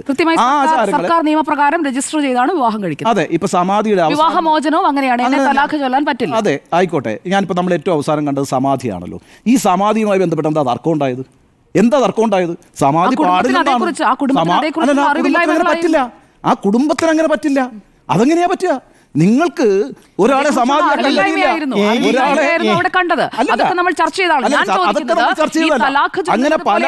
ഇന്ത്യയിൽ ഒരു നിയമമുണ്ടെങ്കിൽ ഒരു ഭരണഘടനയിൽ പറയുമല്ലോ സെക്യുലർ കൺട്രി ആണല്ലോ, ഒരു ഭരണഘടനയിൽ വിശ്വസിച്ചുകൊണ്ട് ജീവിക്കുന്ന സെക്യുലർ എന്ന് പറഞ്ഞാൽ എല്ലാത്തിലും മറ്റു വിഷയങ്ങളിൽ കാണുന്നില്ലല്ലോ. അല്ലല്ല, അതൊക്കെ വേറെ ചർച്ചയാണ് സുജയ. ഇവിടെ ഇപ്പൊ ഞാൻ പറഞ്ഞതാണ്, ഇപ്പൊ നമ്മൾ വളരെ ലളിതമായിട്ട് നമ്മുടെ തൊട്ടു മുമ്പിൽ ഉണ്ടായ ഒരു ഉദാഹരണമാണ് സമാധിയുടെ കാര്യം. നിയമങ്ങളിൽ നിൽക്കുന്ന ഒരു രാജ്യമല്ല. ഇന്ത്യ ഒരു ഇന്ത്യ മതനിയമങ്ങളിൽ നിൽക്കാൻ പാടില്ല. കാരണം ഇപ്പൊ നമ്മൾ പാകിസ്ഥാനെ കുറിച്ച് എന്താ പറയാ, അതൊരു തിയോളജിക്കൽ സ്റ്റേറ്റ് ആണെന്ന് പറയും. എന്താ കാര്യം, അതിന്റെ ഭരണഘടനയെക്കാളും വലുതാണ് അതിന്റെ മതനിയമങ്ങൾ. ഇവിടെ മതനിയമങ്ങളിൽ പെടാൻ പാടില്ല. ഇവിടെ ഭരണഘടന നല്ലതാണ്. ഇന്ത്യയുടെ ഭരണഘടന വളരെ നല്ല ഭരണഘടനയാണ്. ആ ഭരണഘടന നിലനിൽക്കണമെന്ന് ആഗ്രഹിക്കുന്നത് കൊണ്ടാണ് BJP 240 സീറ്റിലേക്ക് വീണത്. കാരണം 400 സീറ്റിലേക്ക് പോയാൽ ഈ JPCയിൽ വരെ NDAയിൽ നിന്ന് ഒരാളെ പോലും 10-11 ആക്കാൻ കഴിയാത്ത ഇന്ത്യ സഖ്യം മിണ്ടാതിരിക്കുന്നതാണ് ഈ വിഷയത്തിൽ നല്ലത്. അല്ല, ഇന്ത്യ സഖ്യം മിണ്ടണോ വേണ്ടോ എന്നൊക്കെ ഇന്ത്യ സഖ്യം തീരുമാനിക്കട്ടെ. എന്നെ പോലൊരു പൗരന് ഈ വിഷയത്തിൽ എനിക്ക് ഇന്ത്യ സഖ്യത്തിന്റെ അഭിപ്രായം എന്താണെന്ന് അറിയില്ല. ഇന്ത്യ സഖ്യത്തിന്റെ അഭിപ്രായം പറഞ്ഞോട്ടെ. എന്നെ സംബന്ധിച്ചിടത്തോളം ആശങ്ക ഞാൻ ഉന്നയിച്ച വിഷയങ്ങളാണ്. അത് ഒരു ന്യൂനപക്ഷ വിഭാഗത്തിന് ആശങ്ക ഉണ്ടാക്കുന്ന രീതിയിൽ ഒരു ഭൂരിപക്ഷത്തിന്റെ കടന്നുകയറ്റമാണ് എങ്കിൽ ആ കടന്നുകയറ്റത്തെ കുറിച്ച് ചർച്ച ചെയ്യണം. അതിനാണ് JPC പോലും വലിയ സംവിധാനം നമ്മൾ ഉണ്ടാക്കിയിരിക്കുന്നത്. എത്ര JPC ഉണ്ടായിട്ടുണ്ട് ഇന്ത്യയിൽ? JPC ആദ്യം ഉണ്ടാകുന്നപ്പോഴാണ് ബൊഫേഴ്സ് കുംഭകോണം നടന്ന സമയത്താണ് JPC ആദ്യമായിട്ട് ഉണ്ടാകുന്നത്. എന്ന് പറഞ്ഞാൽ കോൺഗ്രസ് സർക്കാരിൻ്റെ പിന്നെ എന്താ പറയുക, ശവപ്പെട്ടിയിലെ അവസാനത്തെ ആണി അടിക്കുന്നത് രാജീവ് ഗാന്ധി സർക്കാരിൻ്റെ ഓടുകൂടിയാണ്. അതിനുശേഷം പിന്നെ വന്ന ഒരു ന്യൂനപക്ഷ സർക്കാരാണ് നരസിംഹറാവുവിൻ്റെ. പിന്നെ ഇങ്ങോട്ടേക്ക് കോൺഗ്രസ് വരുന്നത് എപ്പോഴും ന്യൂനപക്ഷ സർക്കാരായിട്ടാണ്. അന്ന് എന്തിനാണ് ബൊഫേഴ്സിൻ്റെ കാര്യത്തിനകത്ത് JPC ഉണ്ടാക്കിയത്? ആ വിഷയം രാജ്യത്തിലെ ജനങ്ങൾക്ക് അറിയണം എന്നുള്ള അവകാശത്തെ സംരക്ഷിക്കാൻ വേണ്ടിയിട്ടാണ്. ആ അർത്ഥത്തിലാണ് JPC ഫോം ചെയ്യുന്നത്. ആ JPCയിൽ 16 അംഗങ്ങളെ NDAയുടെ ഭാഗമായി കൊണ്ടിരുന്നു, 10 പേരെ ഇപ്പുറത്ത് പ്രതിപക്ഷത്തിൻ്റെ ആളുകളായി കൊണ്ടിരുന്നു. എന്നിട്ട് ഇന്ന് ജഗദാംബിക പാൽ പറഞ്ഞെന്താണെന്നറിയാവോ? ഞങ്ങൾ വോട്ടിട്ട് വിജയിപ്പിച്ചു എന്നാണ് പറയുന്നത്. എന്ത് വോട്ടിടലാണിത്? അങ്ങനെയാണെങ്കിൽ എന്തിനാണ് ഈ 10 പേരെ ഉൾക്കൊണ്ടത്? നിങ്ങൾ ഒരു അമെൻമെൻറ്റ് പേരിനെങ്കിലും ഇതിനകത്ത് ഉൾക്കൊള്ളിച്ചിട്ടുണ്ടോ? ഇനിയിപ്പോൾ മാത്രമല്ല, ഇനി ഇതുമായിട്ട് പോയാൽ സുപ്രീം കോടതി ഇത് അനുവദിക്കുമെന്ന് വിചാരിക്കുന്നുണ്ടോ? അല്ല, ഞാൻ പറയുന്ന ഒരു ആൻറ്റിസിപ്പേറ്ററി ആണ് അത്. സുപ്രീം കോടതിയിൽ ഇത് എങ്ങനെയാണ് എടുക്കാൻ പോകുന്നതെന്നും എനിക്കറിയില്ല. സുപ്രീം കോടതിയിൽ ഇത് ചോദ്യം ചെയ്യപ്പെടുമല്ലോ. സുപ്രീം കോടതിയിൽ അല്ല, വരട്ടെ, ലീഗൽ ഡോക്യുമെൻ്റ് ഒക്കെ വരട്ടെ. ഞാൻ ഈ ഉന്നയിക്കുന്ന ആശങ്ക എന്ന് പറയുന്നത് ഇത് മാത്രമാണ്. അത് ഭാവിയിൽ പലതരത്തിലുള്ള പ്രോപ്പർട്ടികളുടെയും മേളിൽ ഒരു കണ്ടസ്റ്റൻ്റ് ഉണ്ടാക്കും, ഒരു ലീഗൽ ഡിസ്പ്യൂട്ട് ഉണ്ടാക്കും. ആ ലീഗൽ ഡിസ്പ്യൂട്ട് വരുമ്പോൾ അയോധ്യ കേസിൽ സുപ്രീം കോടതിയുടെ വിധിയൊക്കെ ഞാൻ മാനിക്കുന്നു. സുപ്രീം കോടതി എടുത്ത അതേ നിലപാട് ആവർത്തിക്കപ്പെടില്ല എന്ന് ആര് കണ്ടു? ഇപ്പോൾ അജ്മീർ ദർഗ നമ്മുടെ രാജസ്ഥാനിലെ, അതെ അസംഷൻസ് ആണ്. പക്ഷേ എനിക്ക് ചരിത്രത്തിലൊരു ഉദാഹരണമുണ്ട്. ഞാൻ ജീവിച്ചിരുന്ന കാലഘട്ടത്തിൽ ഉദാഹരണമാണ്. ഞാൻ ഈ പറഞ്ഞ 1947 ഒരു ഉദാഹരണം പറഞ്ഞിട്ടില്ല. ഞാൻ പറയുന്ന അയോധ്യ കേസ് മാത്രമാണ്. 1992 ഡിസംബർ 6 അയോധ്യയിൽ ബാബറി മസ്ജിദ് തകർക്കപ്പെടുന്നതിന് ഞാൻ സാക്ഷി. ഞാനൊരു അനാവശ്യ ഭീതി ഉയർത്തുന്നത് കൊണ്ട് മാത്രമാണ് അതിൽ ഇടപെട്ടത്. അത്രേ ഉള്ളൂ. അല്ല, അതൊക്കെ ഇടപെടുകയും ചർച്ച ചെയ്യുകയും ചെയ്യും. അതുകൊണ്ട് എനിക്ക് കുറച്ചുകൂടി ക്ലാരിറ്റി വരുത്താൻ പറ്റി. ഇത്രയേ ഉള്ളൂ അതിനകത്തെ കാര്യം. ഞാൻ എൻ്റെ ജീവിത കാലഘട്ടത്തിൽ ഒരു പള്ളി തകർക്കപ്പെടുന്നത് കണ്ടിട്ടുണ്ട്. ആ പള്ളിയുടെ മേളിൽ പിന്നെ ഈ പറയുന്ന ചരിത്രപരമായിട്ടുള്ള അവകാശവാദം ഉന്നയിക്കുന്നത് കണ്ടിട്ടുണ്ട്. ഞാനും ജീവിച്ചിരുന്ന കാലഘട്ടത്തിൽ തന്നെ സുപ്രീം കോടതി തീരുമാനം എടുക്കുകയും കൃത്യമായി രണ്ട് ഭാഗത്തിനും അവരുടെ രണ്ടുപേരെയും കേട്ടതിന് ശേഷമുള്ള ഒരു തീരുമാനം നടപ്പാക്കപ്പെടുകയും ചെയ്ത കാര്യത്തിൽ വീണ്ടും അവിടെ തകർക്കപ്പെട്ടു എന്ന് പറഞ്ഞുകൊണ്ട് ഒരു അനാവശ്യ ഭീതി ഉണ്ടാക്കുന്നതിനോട് എനിക്ക് യോജിക്കും. അല്ല, അനാവശ്യ ഭീതി ഇല്ലല്ലോ ഇപ്പം. കാരണം വെച്ചാൽ അനാവശ്യ ഭീതിയൊക്കെ അമർച്ച ചെയ്യപ്പെട്ടു കഴിഞ്ഞു. ഒരു ഭീതി ഇപ്പോൾ ഇല്ല ആളുകൾക്ക്. കാരണം എന്താ സംഭവിക്കാൻ പോകുന്നത് എന്നുള്ളത് വളരെ വ്യക്തമായിട്ട് ഇപ്പോൾ എല്ലാവർക്കും അറിയാം. ഇപ്പം ഞാൻ പറയാം, മധുര പിന്നെ വിഷയം വരുന്നു വിചാരിക്കുക, നാളെ ഒരു ലീഗൽ ഡിസ്പ്യൂട്ട് ഉണ്ടാകും. ഇപ്പോൾ ഓൾറെഡി ഉണ്ട്. അത് വളരെ ശക്തമായിട്ടൊരു മൂവ്മെൻ്റ് ആയിട്ട് രാജ്യത്ത് വരികയും അവിടെ ആ പള്ളി തകർക്കപ്പെടുകയും ചെയ്താൽ നാളെ സുപ്രീം കോടതി ഇതേ പറയുന്ന പ്രീസിഡന്റ് എന്ന് പറയുന്നൊരു സാധനം ഉണ്ടല്ലോ, ലീഗൽ പ്രീസിഡന്റ് ഉണ്ടല്ലോ. സുപ്രീം കോടതി അയോധ്യയിൽ എന്താണ് തീരുമാനിച്ചത്, അതേ തീരുമാനത്തിന് ചൂടുപിടിച്ച് മധുരയും സംഭവിക്കാമെന്നേ, അതിനകത്തൊന്നും തർക്കമില്ല. ഇനി അതിനകത്ത് അനാവശ്യമായ ഭീതി എന്ന് പറയേ വേണ്ട നമ്മൾ. കാരണം ആ ഭീതി തന്നെ ഇല്ലായ്മപ്പെട്ടിരിക്കുന്നു. കാരണം എനിത്തിങ് ക്യാൻ ഹാപ്പൻ, അങ്ങനെ ഒരു സാഹചര്യം വന്നിരിക്കുന്നു. അതുകൊണ്ടാണ് സുജയ പറഞ്ഞതിൽ ഞാൻ വളരെയധികം സന്തോഷിക്കുന്നു. ഇന്ത്യയുടെ ഭരണഘടന മഹത്തരമാണ്. ആ ഭരണഘടനയിൽ വിശ്വസിക്കുന്ന ആ ഭരണഘടന നിലനിൽക്കുമോ എന്നുള്ള ആശങ്കയാണ് ഇത്തരം അമെൻമെന്റ്സിലൂടെ വരുന്നത് എന്ന് മാത്രമാണ് എനിക്കിതിനകത്ത് പറയാം. ചർച്ച തുടരാം. ശ്രീ ആൻഡ്രൂ അഗസ്റ്റിൻ, വഖഫ് നിയമത്തെ പറ്റി പറയുമ്പോൾ ഇസ്ലാമിക നിയമപ്രകാരം ഉണ്ണിസാർ നേരത്തെ പറഞ്ഞതുപോലെ ദൈവത്തിന് ദാനം കൊടുക്കുന്ന ഭൂമിയാണല്ലോ ഇത്. പിന്നെ അത് തിരിച്ചെടുക്കാൻ കഴിയില്ല. അവർക്ക് കൊടുത്താൽ പിന്നെ കൊടുത്തതാണ്. അതാണ് വഖഫ് ചെയ്ത ഭൂമി പിന്നെ വഖഫാണ് എന്ന് പറയാനുള്ള ഒരു കാരണം എന്ന് പറയുന്നത്. ഇന്ത്യയെ സംബന്ധിച്ചിടത്തോളം ഈ പ്രശ്നങ്ങളെല്ലാം ഉണ്ടാക്കാൻ ഉണ്ണിസാർ പറഞ്ഞതുപോലെ തന്നെ ഏകദേശം 9 ലക്ഷം ഏക്കർ ഭൂമിയാണ് സർക്കാരിൻ്റെ കയ്യിലുള്ളത്, വഖഫിൻ്റെ കയ്യിലുള്ളത്. അപ്പോൾ കൗൺസിലിൻ്റെ കയ്യിലാണെങ്കിലും വഖഫ് ബോർഡിൻ്റെ കയ്യിലാണെങ്കിലും. അപ്പം ഇതിനെ ചില സ്ഥലങ്ങളിലെങ്കിലും ഭയങ്കരമായിട്ടുള്ള ഈ ഭൂമിയായി ബന്ധപ്പെട്ട തർക്കങ്ങൾ നടക്കുന്നുണ്ടെന്നാണല്ലോ നമ്മളെല്ലാവരും അറിയപ്പെടുന്നതും അങ്ങനെ തന്നെയാണല്ലോ. ചില സ്ഥലങ്ങളിൽ വഖഫ് ഭൂമി കയ്യേറ്റം ഉള്ളതുപോലെ സാറ് പറഞ്ഞ പോലെ തന്നെ ഭൂമി കയ്യേറ്റമുണ്ട്. ചില സ്ഥലങ്ങളിൽ എന്താണ് വഖഫ് വഖഫ് തന്നെ ഇത് വഖഫിൻ്റെ കാരണം വർഷങ്ങളായി കൈവശം വെച്ചിരിക്കുന്ന മറ്റു സ്ഥലങ്ങളിൽ വഖഫ് അധികാരം പറയുന്നുണ്ട് ഇത് വഖഫുമായി ബന്ധപ്പെട്ട ഭൂമി. ഇപ്പം നമുക്ക് ഇവിടെ തന്നെ പറഞ്ഞാലോ ഇത് വഖഫ് ഭൂമിയാണ് എന്ന് വർഷങ്ങളായിട്ട് ജനങ്ങൾക്ക് കൃഷിയെടുത്ത് താമസിച്ച് വീട് വെച്ച് താമസിച്ച് വരുന്ന സ്ഥലം വഖഫ് ഭൂമിയാണ് എന്ന് പറയുന്ന ഒരു ആക്സ്പെക്റ്റിലേക്ക് ചില സ്ഥലങ്ങളിലെങ്കിലും വഖഫ് ഭൂമിയായി ബന്ധപ്പെട്ട കാര്യത്തിനകത്ത് വരുന്നുണ്ട്. ഇതാണല്ലോ ഈ ചർച്ചയ്ക്കും ഈ പറഞ്ഞ വഖഫ് ഭേദഗതി വേണം എന്ന് കേന്ദ്ര സർക്കാർ പറയാനുള്ള കാരണം. ഈ പറയുന്ന ഡോക്യുമെൻ്റ് പ്രോപ്പറായിരിക്കണം എന്നുള്ളതാണല്ലോ കേന്ദ്ര സർക്കാർ പറയുന്ന ഒരു കാര്യം. അതിൻ്റെ അകത്ത് 1% വരെ യുക്തിയുണ്ട്. കാരണം ഇപ്പോഴത്തെ നിയമപ്രകാരം ഇപ്പോഴത്തെ ഇന്ത്യയുടെ ഒരു സ്ഥിതി പ്രകാരം വാക്കാൽ കൊടുത്ത ഭൂമികൾ മുഴുവൻ വഖഫ് ഭൂമിയാണ് എന്ന് പറയാൻ പറ്റില്ല എന്നുള്ളതാണല്ലോ. അപ്പം ഇന്നത്തെ കാലത്ത് ഒരു രേഖ വേണം. അതെങ്ങനെ രേഖ ഉണ്ടാക്കാൻ പറ്റും എന്നുള്ള കാര്യത്തിനകത്ത് വലിയൊരു പ്രശ്നമുണ്ട്. അതിനകത്താണ് ഈ പറഞ്ഞ JPCനെ ശരിക്കും കോൺസ്റ്റിറ്റ്യൂട്ട് ചെയ്ത് അങ്ങനെ JPC കാൽക്കുലേറ്റ് ചെയ്യാൻ കാരണം അതാണ്. അപ്പം JPCയിലെ പ്രകാരം പ്രതിപക്ഷത്തുള്ളവർക്കോ ഒരു അഭിപ്രായം പറയാം, ഭരണപക്ഷത്തുള്ളവർക്കോ ഒരു അഭിപ്രായം പറയാം, എന്നിട്ട് ക്രോഡീകരിച്ചൊരു അഭിപ്രായം പുറത്തു വരും എന്നുള്ള നിലയ്ക്കാണല്ലോ ഈ JPC രൂപീകരിച്ചത്.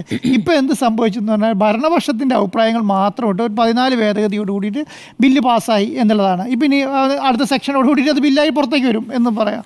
പക്ഷേ എന്ത് സംഭവിച്ചു? ഇന്ത്യയിലെ നിയമപ്രകാരം ഇന്ത്യയിലെ ജനങ്ങൾക്ക് അവരുടെ വഖഫായ കൊടുത്ത ദൈവത്തിന് ദാനം കൊടുക്കുന്ന ഭൂമിയാണല്ലോ ഈ വഖഫ്. ദൈവത്തിന് ദാനം കൊടുത്തു കഴിഞ്ഞു, പിന്നെ അത് തിരിച്ചു പിടിക്കാൻ പറ്റില്ല, അത് കൊടുത്തു. അത് ശ്മശാനങ്ങൾ, പള്ളികൾ, ആരാധനാലയങ്ങൾ, അതുപോലെ തന്നെ ഈ പറഞ്ഞ മതസ്ഥാപനങ്ങളൊക്കെയാണ്, അല്ലെങ്കിൽ ഈ പറഞ്ഞ വിദ്യാലയങ്ങളൊക്കെയാണല്ലോ ഇതിൻ്റെ വഖഫിൻ്റെ കയ്യിലിരിക്കുന്നത്. അപ്പോൾ അങ്ങനെയുള്ള സ്ഥാപനങ്ങളിൽ നിന്ന് വരുമാനം എങ്ങനെ കൈകാര്യം ചെയ്യണം, അങ്ങനെയുള്ള ഒട്ടേറെ ഭേദഗതികൾ ഇതിൻ്റെ ഭാഗമായിട്ട് വരുന്നുണ്ട്. പ്രധാനപ്പെട്ട ഭേദഗതി എന്താണ്? പ്രധാനപ്പെട്ട ഗവൺമെൻറ്റിന് ഇതിനകത്ത് എങ്ങനെ കൈകടത്താൻ പറ്റും അതെന്ന് പറഞ്ഞാൽ ഇപ്പം നമ്മൾ ഹിന്ദു നമ്മുടെ ഇതുണ്ടല്ലോ ദേവസ്വം ബോർഡുകൾ, ദേവസ്വം ബോർഡ് ദേവസ്വത്തിൻ്റെ കയ്യിൽ തന്നെയാണ് അല്ലേ? അവർ തന്നെയാണ് തീരുമാനം എടുക്കുന്നത്. അതിൻ്റെ പണം യൂസ് ചെയ്യുന്ന അവർ തന്നെയാണ്, അതിൻ്റെ വരുമാനം യൂസ് ചെയ്യുന്ന അവർ തന്നെയാണ്. ക്രിസ്ത്യൻ പള്ളികളുടെ വരുമാനങ്ങൾ ക്രിസ്ത്യൻ പള്ളികളാണ്, അല്ലെങ്കിൽ രൂപതകളാണ്, അല്ലെങ്കിൽ അങ്ങനെയുള്ള ക്രിസ്ത്യനുമായി ബന്ധപ്പെട്ട സംവിധാനങ്ങൾ മാത്രമാണ് യൂസ് ചെയ്യുന്നത്. അതുപോലെ തന്നെയാണ് മുസ്ലിം അവരുടെ സംവിധാനങ്ങൾ. പക്ഷേ ഇതിനകത്തുണ്ടാകുന്ന ഒരു പ്രശ്നം എന്ന് പറയുന്നത് ഈ 9 ലക്ഷത്തോളം ഏക്കർ വരുന്ന ഭൂമി ഇനി എന്ത് ചെയ്യും? ഗവൺമെൻറ്റിൻ്റെ ഒരാൾ ഐഡൻറ്റിഫൈ ചെയ്യും. ഇപ്പം ഒരു ഉദാഹരണം, ഇപ്പം എറണാകുളത്ത് ഒരു 50 ഏക്കർ സ്ഥലമുണ്ടെന്ന് പറയുക, വഖഫ് പറയുകയാണത് വഖഫിൻ്റെ സ്ഥലമാണ് എന്ന് പറയുന്നു. ഒരു സ്വകാര്യ വ്യക്തി പറയുക ഇത് എൻ്റെ സ്ഥലം എന്ന് പറയുന്നു. അപ്പം കളക്ടർ അതിനകത്ത് ഇടയിലേക്ക് വരും. ഇനിയൊരു സംവിധാനം പുതിയ നിയമപ്രകാരം കളക്ടർ ഇടയിൽ വന്നിട്ട് പറയും ഇത് ഒന്നില്ലെങ്കിൽ സ്വകാര്യ വ്യക്തിയുടെ ഭൂമിയാണ്, അല്ലെങ്കിൽ ഇത് വഖഫിൻ്റെ ഭൂമിയാണ് എന്ന് പറയും. അതിനകത്ത് കളക്ടറുടെ താല്പര്യം എപ്പോഴും ഗവൺമെൻറ്റിനോടനുബന്ധിച്ചാണ് നിൽക്കുക അല്ലേ? ഗവൺമെൻറ് പറയും അത് അങ്ങനെയാണ് പറഞ്ഞാൽ അങ്ങനെയാണ്. അതോടുകൂടിയിട്ട് ആ സംവിധാനം കഴിഞ്ഞു. ഇപ്പം വഖഫ് ബോർഡ് തീരുമാനിക്കുകയും അതിനെന്തെങ്കിലും ഡിസ്പ്യൂട്ട് ഉണ്ടെങ്കിൽ വഖഫ് ട്രൈബ്യൂണലോട് പോയി തീർന്നത് അന്തിമ തീരുമാനം വന്നു. പിന്നെ അതിനകത്ത് ഒരാൾക്ക് ചോദ്യം ചെയ്യാനും പറ്റില്ല, കൊടുക്കാനും പറ്റില്ല, പറയാനും പറ്റില്ല, ഒന്നും പറ്റില്ല. പക്ഷേ ഇനി വരുന്ന നിയമപ്രകാരം കളക്ടർ വന്ന് പറയും ഇതാണ് ഭൂമി, ഇത് ഇന്നതാണ്, നിങ്ങളുടെ രേഖകൾ എന്തെങ്കിലും ഉണ്ടോ, നിങ്ങളുടെ രേഖകൾ എന്തെങ്കിലും ഉണ്ടോ കൊണ്ടുവരാൻ എന്ന് പറഞ്ഞാൽ വഖഫിൻ്റെ കയ്യിൽ രേഖകൾ ഉണ്ടാവില്ല. കാരണം എന്താണ്? വാക്കാൽ ദൈവത്തിന് ദാനം കൊടുത്ത ഭൂമിയാണ്. പിന്നെ അതിൻ്റെ അത് വരുമാനം എടുക്കാൻ പറ്റില്ല, ഒന്നുമില്ല. അത് വഖഫിനെ ഏൽപ്പിച്ചു കൊടുത്തു. അതിന് ഒരാൾ മാത്രമാണ് അതിൻ്റെ ചുമതലക്കാരനായിട്ടുള്ളത്. അതോടുകൂടിയിട്ട് ആ പറഞ്ഞ പരിപാടി. അപ്പോൾ രേഖകൾ കൊണ്ടുവരാൻ കഴിഞ്ഞാൽ ഇവർക്ക് ആകെ പറയാൻ കഴിയുക എന്താണ്? ഞങ്ങൾ ഇത്രയും വർഷം ഉണ്ണിസാർ പറഞ്ഞ പോലെ 12-ാം നൂറ്റാണ്ട് തുടങ്ങി ഞങ്ങളുടെ കയ്യിൽ ഇരിക്കുന്ന പ്രോപ്പർട്ടിയാണ് എന്നുള്ളത് മാത്രമേ പറയാൻ പറ്റുള്ളൂ, അല്ലാതെ പറയാൻ പറ്റില്ല. അപ്പം മറ്റേ ആൾ ഈ 55-ലും 56-ലും 60-ലും 45-ലും ഉണ്ടാക്കിയ വ്യാജരേഖ കൊണ്ട് കൊടുത്താലും മറ്റവൻ്റെ ഭാഗത്തേക്ക് പോകും, ഈ രേഖ കൊടുക്കുന്ന ആളുടേക്ക് പോകും. അതുകൊണ്ടാണ് ഇതിനെ ഏറ്റവും കൂടുതൽ എതിർക്കപ്പെടാൻ കാരണം എന്ന് പറയുന്നത്. വലിയ രീതിയിലുള്ള ഭൂമി കൈമാറ്റം ചെയ്തു പോകാം, അതിനുള്ള വലിയ രീതിയിലുള്ള ഡിസ്പ്യൂട്ടുകൾ വരാം. ഇങ്ങനെ ഒരു നിയമം ഇപ്പോഴത്തെ പ്രശ്നം എന്ന് പറയുന്നത് വഖഫ് ബോർഡുകൾ നിയമങ്ങൾക്ക് അല്ലെങ്കിൽ വഖഫിൻ്റെ കയ്യിലിരിക്കുന്ന ഭൂമികൾക്ക് അധികമാരും അവകാശം ഉന്നയിക്കാതിരിക്കാനുള്ള കാരണം എന്ന് പറയുന്നത് അവരുടെ കയ്യിലിരിക്കുന്ന ഭൂമികൾക്ക് നിയമം എങ്ങനെ വഖഫായിട്ട് ഒരാൾ അവർ പറഞ്ഞു കഴിഞ്ഞാൽ പിന്നെ അത് വഖഫിൻ്റെ ട്രൈബ്യൂണലിലേ പോകാൻ പറ്റുള്ളൂ. അപ്പോൾ അത് വിധി വഖഫിന് അനുകൂലമായിരിക്കും എന്നുള്ളൊരു ധാരണയിലോട് അധികം ആരും അതിനകത്ത് ഉന്നയിക്കുകയോ അത് പോകുന്നില്ല. ഇങ്ങനെ നിയമങ്ങൾ വന്ന് എന്ത് സംഭവിക്കും? ഇങ്ങനെ പുതിയ വഖഫ് നിയമം വന്നു കഴിഞ്ഞാൽ ജനങ്ങളെല്ലാവരും പിന്നെ അതിന് ആവശ്യങ്ങൾ ഉന്നയിക്കുകയും എൻക്രോച്ച്മെൻറ്റ് കയ്യിലിരിപ്പോൾ പുസ്തക കമ്പനികളുടെ കയ്യിലുണ്ട്, സ്വകാര്യ വ്യക്തികളുടെ കയ്യിലുണ്ട്, അല്ലാതെ ഗവൺമെൻറ്റിൻ്റെ കയ്യിൽ തന്നെ ഇരിക്കുന്നുണ്ട്. അങ്ങനെയുള്ളവരൊക്കെ ചിലപ്പം ഇതിനൊരു കണ്ടക്ഷൻ ക്ലെയിം വന്നു കഴിഞ്ഞാൽ പിന്നെ ചർച്ചകളായി, പിന്നെ അത് കോടതിയിലേക്ക് പോയി, പിന്നെ വ്യവഹാരമായി, പിന്നെ ഈ ട്രൈബ്യൂണലിൽ തന്നെ റോളില്ലാതായി. ട്രൈബ്യൂണലിൽ തന്നെ അതായത് വഖഫ് ബോർഡിൽ തന്നെ എണ്ണം കൂടി. മനസ്സിലായോ? അത് മുസ്ലിം വിഭാഗത്തിൽ മാത്രമല്ല, മറ്റുള്ള വിഭാഗങ്ങളിൽ കൂടെയുണ്ട്. അത് ഗവൺമെൻറ് തീരുമാനിക്കുന്നവരെ അപ്പോയിൻറ്റ് ചെയ്യാം. അപ്പം നിരവധി പുതിയ പുതിയ അപ്പോയിൻമെൻറ്റ്സുകളും പുതിയ പുതിയ ഭേദഗതികളും അനുസരിച്ച് പുതിയ നിയമം വന്നത്. അപ്പോൾ ഇതോടുകൂടി എന്ത് സംഭവിക്കും എന്ന് പറഞ്ഞാൽ വഖഫിൻ്റെ കയ്യിലിരിക്കുന്ന ഭൂമി പിടിച്ചെടുക്കാൻ വേണ്ടിയിട്ടോ അല്ലെങ്കിൽ അവരെ നഷ്ടപ്പെടാനുള്ള ഒരു സാധ്യതയുണ്ടോ എന്ന് ആ വിഭാഗത്തിൽപ്പെട്ട് ചിന്തിച്ചാൽ അവരെ കുറ്റം പറയാൻ പറ്റില്ല. കാരണം അവർ വർഷങ്ങളായി കൈകാര്യം ചെയ്തിരിക്കുന്ന ഭൂമി, അവർ പള്ളി വെച്ച് ആരാധിച്ചുകൊണ്ടിരുന്ന ഭൂമി, അവരുടെ വിദ്യാഭ്യാസ സ്ഥാപനങ്ങളുള്ള ഭൂമി, അവരുടെ മദ്രസകളും ദർഗകളും ഉള്ള ഭൂമി, ഇതെല്ലാം അവരുടെ കയ്യിൽ നിന്ന് നഷ്ടപ്പെടുമോ എന്ന് അവർക്കൊരു ആശങ്ക വന്നാൽ അവരെ തെറ്റു പറയാൻ പറ്റില്ല. അപ്പോൾ ഗവൺമെൻറ് ചെയ്യേണ്ടിയിരുന്ന കാര്യം എന്ന് പറയുന്നത് അവരെയും കൂടെ കൂടുതൽ കേൾക്കണമായിരുന്നു. ഇവർ പറയുന്നതിനേക്കാളും കൂടെ അവരുടെ ആശങ്കകൾ കൂടെ അതിനാണ് പ്രതിപക്ഷം ഏകദേശം 44 ഭേദഗതിയാണ് പ്രതിപക്ഷം പറഞ്ഞത്. അതിൻ്റെ അകത്ത് അത്യാവശ്യം പറഞ്ഞ ഒരു 5 or 6 ഭേദഗതിയെങ്കിലും ഉൾപ്പെടുത്തിയിരുന്നെങ്കിൽ അതൊരു ഒരു ഡിസ്കഷൻ, ഈ JPC രൂപീകരിച്ചത് കൊണ്ടെങ്കിലും ഒരു ബെനിഫിറ്റ് ഉണ്ട് എന്ന് നമുക്ക് പറയാം. ഇതോടുകൂടി JPC രൂപീകരിച്ചതിൻ്റെ ബെനിഫിറ്റ് പോയി എന്നുള്ളത് മാത്രമല്ല, സർക്കാർ ഏകപക്ഷീയമായ തീരുമാനം എടുത്ത പോലെ തന്നെയായി. പക്ഷേ ജനങ്ങളെ സംബന്ധിച്ചിടത്തോളം അല്ലെങ്കിൽ മുസ്ലിം സമുദായത്തെ സംബന്ധിച്ചിടത്തോളം എന്ത് സംഭവിച്ചു എന്ന് പറഞ്ഞാൽ ഈ പറഞ്ഞ ഭേദഗതികൾ എങ്ങനെ അവർക്ക് ബാധിക്കും, ഏത് രീതി ബാധിക്കും, അവർക്ക് ക്ലാരിറ്റി ഇല്ല. അപ്പം ഏത് രീതിയിലാണ് വരാൻ പോകുന്നതിന് അവർക്ക് സംബന്ധിച്ചിടത്തോളം ക്ലാരിറ്റി ഇല്ല എന്നുള്ളതാണ്. അപ്പം ഇനി ഇന്ത്യയിലെ വഖഫ് സ്വത്തുക്കളെ സംബന്ധിച്ചുള്ള വ്യവഹാരങ്ങളുടെ ഒരു കൂത്തരക്കായി ഇത് മാറാൻ സാധ്യതയുണ്ട്. കാരണം ഇത്രയും ലക്ഷക്കണക്കിന് ഏക്കർ ഭൂമിയാണ്, പലർക്കും വ്യവഹാരം ഉന്നയിക്കാനുള്ള സംവിധാനത്തിൽ നിൽക്കുകയാണ്. അതിലേക്ക് വേണ്ടിയിട്ട് ഒരു എണ്ണയൊഴുക്കിലായി പോയി എന്നുള്ളതാണ് ഇതിൽ എൻ്റെ അഭിപ്രായം. കേന്ദ്രത്തെ സംബന്ധിച്ചിടത്തോളം അടുത്ത സമ്മേളനത്തോടു കൂടി, പാർലമെൻറ്റ് സമ്മേളനത്തോടു കൂടി ഏകദേശം തീരുമാനമാവും എന്നുള്ളതാണ്. അപ്പം വഖഫ് ഭൂമി അവരുടെ കയ്യിൽ നിന്ന് നഷ്ടപ്പെടുകയോ ഇല്ലയോ എന്നുള്ളത് ആ സമുദായത്തിൻ്റെ വിഷമം അതാരും കേട്ടിട്ടില്ല എന്നുള്ളതാണ് ഇക്കാര്യത്തിൽ എൻ്റെ അഭിപ്രായം. അപ്പം ഏകപക്ഷീയമായ ഭേദഗതിയാണോ എന്ന് വെച്ചാൽ ഏകപക്ഷീയമായ ഭേദഗതിയാണ് എന്നുള്ളത് തന്നെയാണ്. ശരി, രാം സുജിയാം. ഏകപക്ഷീയമായ ഭേദഗതിയാണ് എന്ന് ഞാൻ കരുതുന്നില്ല. അങ്ങനെയാണ് എന്നുണ്ടെങ്കിൽ ഓഗസ്റ്റ് 8 പാർലമെന്റിൽ അവതരിപ്പിച്ച കരട് ഭേദഗതി അത് ചർച്ച ചെയ്യുന്നതിനായി JPCക്ക് വിടണം എന്നതായിരുന്നു പ്രതിപക്ഷത്തിന്റെ ആവശ്യം. പ്രതിപക്ഷത്തിന്റെ ആവശ്യം അനുസരിച്ച് അല്ലെങ്കിൽ പ്രതിപക്ഷത്തിന്റെ വലിയ പ്രതിഷേധത്തിന് ശേഷമാണ് സംയുക്ത പാർലമെന്ററി സമിതി രൂപീകരിക്കുന്നത്. അങ്ങനെ ഒരു സമിതി പോലും രൂപീകരിക്കാതെ ഏകപക്ഷീയമായി ബില്ല് കൊണ്ടുപോവുകയാണ് എങ്കിൽ മാത്രമാണ് ഏകപക്ഷീയം എന്ന വാക്ക് ഈ വിഷയത്തിൽ ഉപയോഗിക്കാൻ കഴിയുക എന്നുള്ളതാണ് ഈ വിഷയത്തിലെ എൻ്റെ ഫസ്റ്റ് ടേക്ക്. ഇവിടെ വഖഫ് ബില്ലിന് JPC അംഗീകാരം നൽകുമ്പോൾ അതിൽ പ്രതിപക്ഷം കൊണ്ടുവന്ന നിർദ്ദേശങ്ങൾ ചർച്ച ചെയ്തോ എന്നതാണ് അടുത്ത കാര്യം. ചർച്ച ചെയ്തതിന് ശേഷമാണ് വോട്ടിനിട്ടത്. അല്ലാതെ പൊടുന്നനെ അങ്ങ് വോട്ടിനിട്ട് തള്ളുകയായിരുന്നില്ല. ഏകപക്ഷീയമായ അല്ല ഈ ചർച്ചകൾ നടന്നത് എന്നുള്ളതും അതിലെ ഒരു വസ്തുതയാണ്. 10 MPമാരെ ഭേദഗതികളെ പിന്തുണച്ചുള്ളൂ. 16 MPമാരും BJPയുടെ MPമാരല്ല എന്നതുകൂടി 240 എന്ന് പറഞ്ഞ് ഇടയ്ക്കിടയ്ക്ക് അങ്ങ് പരിഹസിക്കുന്നുണ്ടല്ലോ. ഈ 16 MPമാരും BJPയുടെ MPമാരല്ല എന്നതുകൂടി മനസ്സിലാക്കണം. അപ്പോൾ BJP ഒറ്റയ്ക്കെടുക്കുന്ന BJPയുടേത് മാത്രമായ ഒരു തീരുമാനമായി ഇതിനെ കാണാൻ കഴിയില്ല.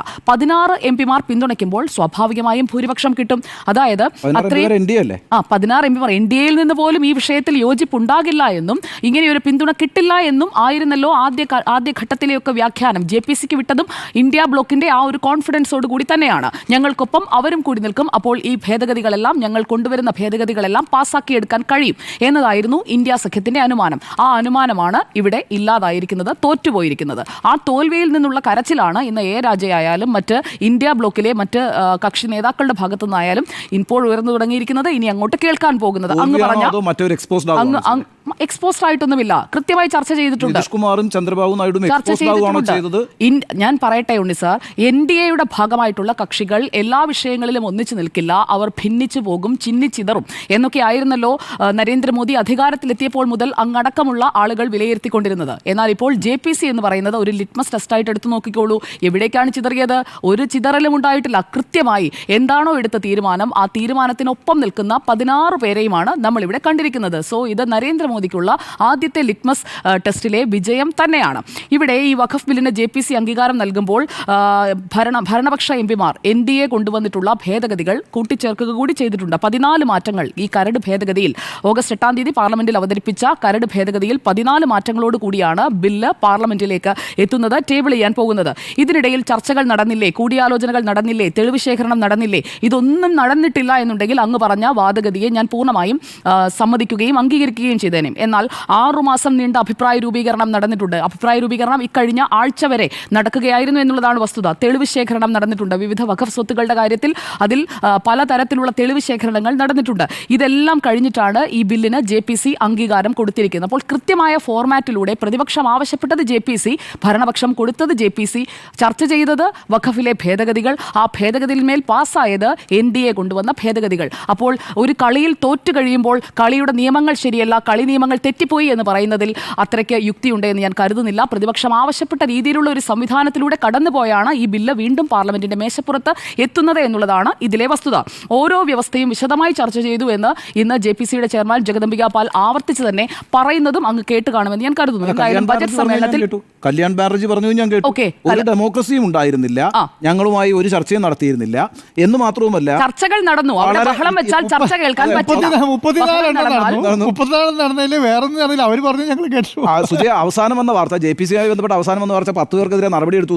സസ്പെൻഷനിലായി. എന്തുകൊണ്ടാണ് ഞാൻ പറഞ്ഞു പൂർത്തിയാക്കിക്കോട്ടെ. ബഹളം വെച്ചതിനും ചർച്ചയുമായി സഹകരിക്കാതെ എല്ലാത്തിലും മാഡം പറഞ്ഞതിന്റെ മറുപടി പറയാനും ഞാൻ തയ്യാറാണ്. അപ്പോൾ 10 മണിക്ക് അവസാനിപ്പിക്കണം. സോറി, അതിനാണോ മാഡം അവസാനത്തേക്ക് വെച്ചത് ഞാൻ മറുപടി പറയാതിരിക്കാൻ? എന്തായാലും ഞാൻ പറയട്ടെ. ശരി, ഓക്കെ, ആയിക്കോട്ടെ. അപ്പോൾ ഏകപക്ഷീയ ഭേദഗതി എന്നുള്ളത് ഒരു തെറ്റിദ്ധരിപ്പിക്കുന്ന ചോദ്യം തന്നെയാണ്. ഏകപക്ഷീയമല്ല. ഈ ഭേദഗതികൾ വോട്ടിനിടുകയാണ് ചെയ്തത്.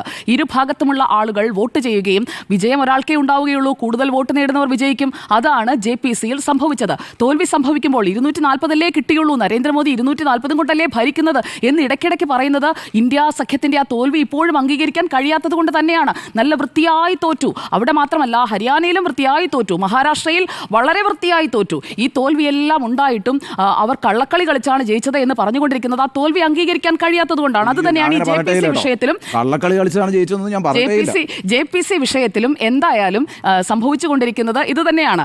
ഈ JPCയുടെ സിറ്റിങ്ങുകളെ കുറിച്ച് പറഞ്ഞു. സിറ്റിങ്ങുകൾ അവിടെ ബഹളത്തെ തുടർന്ന് പിരിഞ്ഞു എന്ന് പറയുന്നു. ഡൽഹിയിൽ മാത്രം നടന്നത് 31 സിറ്റിങ്ങുകളാണ്. അതിൽ കൃത്യമായി തങ്ങളുടെ വാദമുഖങ്ങൾ മുന്നോട്ട് വെക്കാൻ പ്രിപ്പയർഡായിട്ട് എത്ര പേർ വന്നിരുന്നു ഈ 10 പേരിൽ എന്ന ഒരു ചോദ്യവും കൂടി അവിടെയുണ്ട്. വെറുതെ ബഹളം വെച്ചാൽ പോരല്ലോ, കാര്യങ്ങൾ കൃത്യമായി പോയിന്റ് ബൈ പോയിന്റായി പറയണമായിരുന്നു. അത് പറയാതെ ബഹളം വെച്ച് ഞങ്ങൾ തോൽക്കാൻ പോകുന്നു, എന്നാൽ പിന്നെ ബഹളം വെച്ചേക്കാം എന്ന് പറഞ്ഞ് ക്ലാസ്സിലെ ബാക്ക് ബെഞ്ചേഴ്സ് കാണിക്കുന്ന രീതിയാണ് ചില MPമാരെങ്കിലും കാണിച്ചത് എന്നുള്ളത് ഖേദത്തോടെ പറയാതിരിക്കാൻ കഴിയില്ല. ഇനി മറ്റൊരു കണക്ക് കൂടി പറയാം. അങ്ങും ആൻഡോ സാറും ഇവിടെ രണ്ട് കണക്കുകൾ, ഒരേ കണക്കുകൾ തന്നെ വ്യത്യസ്തമായ രീതിയിൽ പറഞ്ഞു. അത് സ്വത്തുക്കളുടെ കാര്യമാണ്. ഈ സ്വത്തുക്കളുടെ കാര്യത്തിൽ പറയാതെ വിട്ടുപോയ ഒന്നുണ്ട്. ആർക്കിയോളജിക്കൽ സർവേ ഓഫ് ഇന്ത്യ എന്നൊരു സംവിധാനത്തെ അംഗീകരിക്കുന്നുണ്ടാകുമല്ലോ. കാലാകാലങ്ങളായി നരേന്ദ്രമോദി കൊണ്ടുവന്നതല്ല, പണ്ടേ ഉള്ള സംവിധാനമാണ് archaeological survey of India. Archaeological survey of India ASIയുടെ കണ്ടെത്തൽ അനുസരിച്ച് വഖഫ് സ്വത്തുക്കളുടെ പട്ടികയിൽ ഇന്ത്യയുടെ അവകാശമായ 250 സംരക്ഷിത സ്മാരകങ്ങളും ഈ വഖഫ് സ്വത്തുക്കളുടെ പട്ടികയിൽ പെടുകയാണ്. അപ്പോൾ അതിൽ 1-2 ഉദാഹരണങ്ങൾ ഞാൻ പറയാം.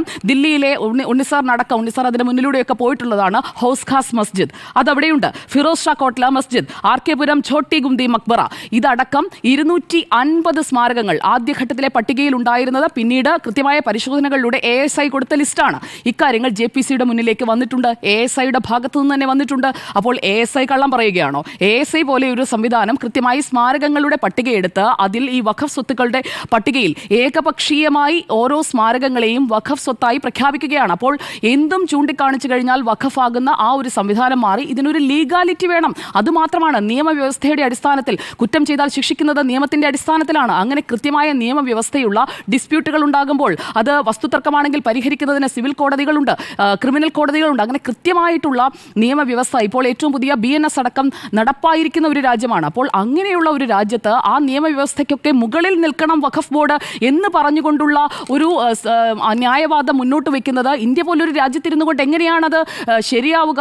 ഒരു നിയമമാണ് എല്ലാവർക്കും ബാധകമായിട്ടുള്ളത്. ഒരേ നിയമത്തിലാണ് എല്ലാവർക്കും കുറ്റം ചെയ്തു കഴിഞ്ഞാൽ ശിക്ഷ വിധിക്കുന്നത്. അപ്പോൾ ഇവിടെ വഖഫാണ് എന്ന് വാക്കാൽ പറഞ്ഞു കഴിഞ്ഞാൽ ആ സ്വത്തുക്കൾ അവരുടേതാണ് എന്ന് പറഞ്ഞുകൊണ്ട് സ്മാരകങ്ങൾ പോലും ഇത് വഖഫാണ് എന്ന് പറഞ്ഞു കഴിയുമ്പോൾ അത് വഖഫായി മാറുന്നു എന്നുള്ള ഒരു കാര്യം അവിടെ നിൽക്കുന്നുണ്ട്. ഇനി ഈ വഖഫ് സ്വത്തുക്കളുടെ കാര്യക്ഷമമായ നടത്തിപ്പ് അത് ഉറപ്പാക്കേണ്ടേ? കാരണം വഖഫായി കൊടുക്കുന്നത് എന്തിനാണ്? അള്ളാഹുവിന് സമർപ്പിക്കുന്നത് എന്തിനാണ്? അള്ളാഹുവിന് സമർപ്പിക്കുന്നതിന് പിന്നിൽ അത് കൃത്യമായി തന്നെ പറയുന്നുണ്ട്. വഖഫിൽ കൃത്യമായി അത് എന്തിനാണ് എന്നുള്ളത് പറയുന്നുണ്ട്. അതുകൂടി ഞാൻ അങ്ങയുടെ ശ്രദ്ധയിലേക്ക് പെടുത്താം. അങ്ങനെ തന്നെയാണോ ഇപ്പോഴത്തെ ഈ വഖഫ് സ്വത്തുക്കളൊക്കെ പോകുന്നത് എന്നതുകൂടി നമ്മൾ നോക്കേണ്ടിയിരിക്കുന്നു. അതായത് ഖലീഫ ഉമർ ഖൈബറിൽ ഒരു ഭാഗം വസ്തു, ആ വസ്തു ചൂണ്ടിക്കാട്ടിയിട്ട് പ്രോഫറ്റ് മുഹമ്മദിനോട് ചോദിക്കുന്നു, എങ്ങനെയാണ് ഇതിൻ്റെ ഏറ്റവും പയസായുള്ള യൂസ് എങ്ങനെയാണ്? ഈ ലാൻഡ് ഏറ്റവും പയസായി നമുക്ക് ഏറ്റവും ദൈവഹിതം അനുസരിച്ച് നമുക്ക് എങ്ങനെ ഏറ്റവും വിശുദ്ധമായി ഉപയോഗിക്കാം എന്ന് ചോദിക്കുകയാണ്. ഖൈബറിലെ ഒരു ഭൂമി. അങ്ങനെ ചോദിക്കുമ്പോൾ പ്രോഫറ്റ് മുഹമ്മദ് കൊടുക്കുന്ന മറുപടി, tie up the property and devote the usufruct to the welfare of human beings and it is not to be sold or made the subject of gift or inheritance inheritance, അത് പാരമ്പര്യമായി കൈമാറാനുള്ളതല്ല, സമ്മാനമായി കൊടുക്കാനുള്ളതല്ല, ഗിഫ്റ്റായി കൊടുക്കുന്നു എന്ന രീതിയിൽ വരെ വ്യാഖ്യാനങ്ങൾ വരികയാണ്. അങ്ങനെയല്ല, പ്രോഫറ്റ് മുഹമ്മദ് കൃത്യമായി പറഞ്ഞിട്ടുണ്ട് അതിൻ്റെ ഏറ്റവും പരിപാവനമായ യൂസാണ്. ആ പരിപാവനമായ യൂസ് എങ്ങനെയാണ് എന്നുള്ളത് പറയുന്നുണ്ട്.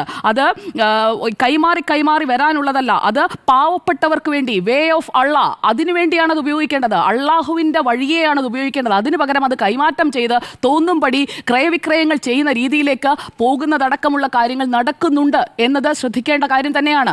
അതുകൊണ്ടാണ് ഇതിനെല്ലാം വഖഫായി കൊടുക്കുന്ന ഭൂമി, അള്ളാഹുവിന് സമർപ്പിച്ച ഭൂമി ആ ആവശ്യങ്ങൾക്ക് വേണ്ടി തന്നെ ഉപയോഗിക്കണം. അവിടെ പള്ളികളാണുള്ളതെങ്കിൽ പള്ളികൾ തന്നെ അവിടെ നിൽക്കണം. അതേസമയം ഈ വഖഫായുള്ള ഭൂമിയെ ചിലരുടെ ആവശ്യപ്രകാരം അത് ബിസിനസ് മൈൻഡോടുകൂടി ഉപയോഗിക്കുന്ന രീതിയും ഈ രാജ്യത്ത് നടക്കുന്നുണ്ട് എന്നുള്ളത് ഒരു വസ്തുതയാണ്. അതോടൊപ്പം തന്നെ സംരക്ഷിത സ്മാരകങ്ങൾ വഖഫാക്കി മാറ്റുന്ന നിയമപരമല്ലാത്ത നീക്കങ്ങളും നടന്നിട്ടുണ്ട് എന്നതും ഒരു വസ്തുതയാണ്. ഇനി വഖഫ് എന്ന് പറഞ്ഞു കഴിഞ്ഞാൽ അതൊരു പെർമനന്റ് ഡെഡിക്കേഷനാണ്. ആ പെർമനന്റ് ഡെഡിക്കേഷൻ എന്ന് പറയുന്നത് അത് ഇസ്ലാം മതം അത് പ്രൊഫസ് ചെയ്യുന്ന ആളുകൾ അത് കൃത്യമായി അങ്ങനെ കൊടുക്കേണ്ട ഒരു ഭൂമിയാണ്. അങ്ങനെ സ്വന്തമായി തോന്നി അങ്ങനെ കൊടുക്കുന്നതാണ്, സ്വന്തം താല്പര്യപ്രകാരം കൊടുക്കുന്നതാണ്, അതല്ലാതെ പിടിച്ചു വാങ്ങുന്നതല്ല. അങ്ങനെ പിടിച്ചു വാങ്ങലുകൾ ഉണ്ടാകുന്നുണ്ടെങ്കിൽ അതും എതിർക്കപ്പെടേണ്ടതാണ്. അപ്പോൾ ഈ മുസ്ലിം ലോ അത് നടപ്പാകുന്ന ഒരു രാജ്യമാണ് എന്നങ്ങ് സ്ഥാപിക്കാൻ നോക്കി. പക്ഷേ ഇവിടെ നമ്മൾ മനസ്സിലാക്കേണ്ടത് വഖഫ് ബോർഡായാലും വഖഫ് ട്രിബ്യൂണൽ ആയാലും അത് രാജ്യത്തെ സർക്കാരിന്, സംസ്ഥാന സർക്കാരുകൾക്കായാലും കേന്ദ്ര സർക്കാരിൻ്റെ ആയാലും അതിൻ്റെ രണ്ടിൻ്റെയും മുകളിലല്ല എന്ന കാര്യം കൂടി നമ്മുടെ മുന്നിലുണ്ട്. അതായത് ഒരു ലീഗൽ വാലിഡിറ്റി വേണം എന്നുള്ളത് ഒരു വസ്തുതയാണ്. ഞാൻ പറഞ്ഞു തീർക്കട്ടെ മാഡം, സമയമാവുന്നു. കുഴപ്പമില്ല, അരമണിക്കൂർ അദ്ദേഹത്തിന് പോയല്ലോ, കുറച്ച് നീണ്ടുപോയാലും കുഴപ്പമില്ല. നമ്മൾ തമ്മിൽ സംസാരിച്ചത് അങ്ങനെയാണെങ്കിൽ ഞാൻ അവസാനിപ്പിക്കാം. കൃത്യമായ സമയം തരണം.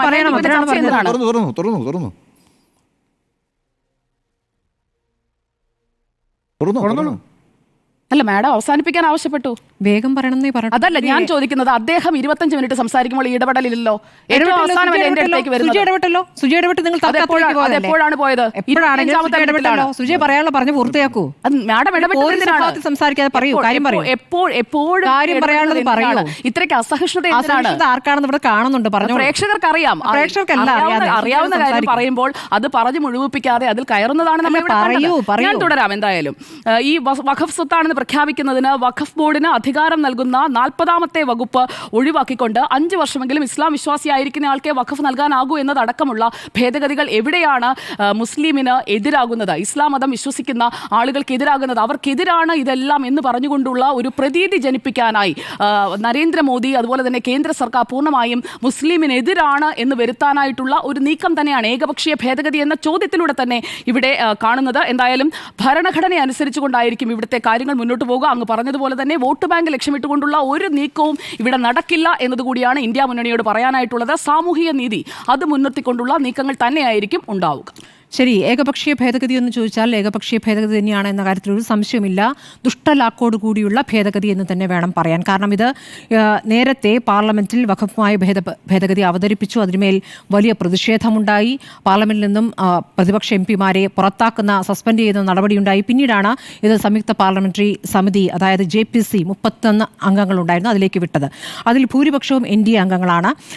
അതിൽ യഥാർത്ഥത്തിൽ പാർലമെന്റിലെ കക്ഷിബലം അനുസരിച്ച് ഒരു തീരുമാനത്തിലേക്ക് പോകാതിരിക്കുക, അത് പ്രതിഫലിക്കാതിരിക്കുക എന്ന ഉദ്ദേശമാണ് യഥാർത്ഥത്തിൽ JPC രൂപീകരിച്ചുകൊണ്ട് ഉദ്ദേശിച്ചിട്ടുള്ളത്. അതിൽ കുറച്ചുകൂടി വിശാലമായ അർത്ഥത്തിൽ ചർച്ചകൾ നടക്കുകയും വിശാലമായ അർത്ഥത്തിൽ അങ്ങോട്ടും ഇങ്ങോട്ടും അഭിപ്രായങ്ങൾ തേടിക്കൊണ്ട് അതിന്മേലൊരു തീരുമാനം ഉണ്ടാകുക എന്നുള്ളതാണ് JPCയുടെ ഉദ്ദേശ ലക്ഷ്യം. അതാണ്. പക്ഷേ അതല്ല യഥാർത്ഥത്തിൽ പ്രതിഫലിക്കപ്പെട്ടുള്ളത് എന്നുള്ളതാണ്.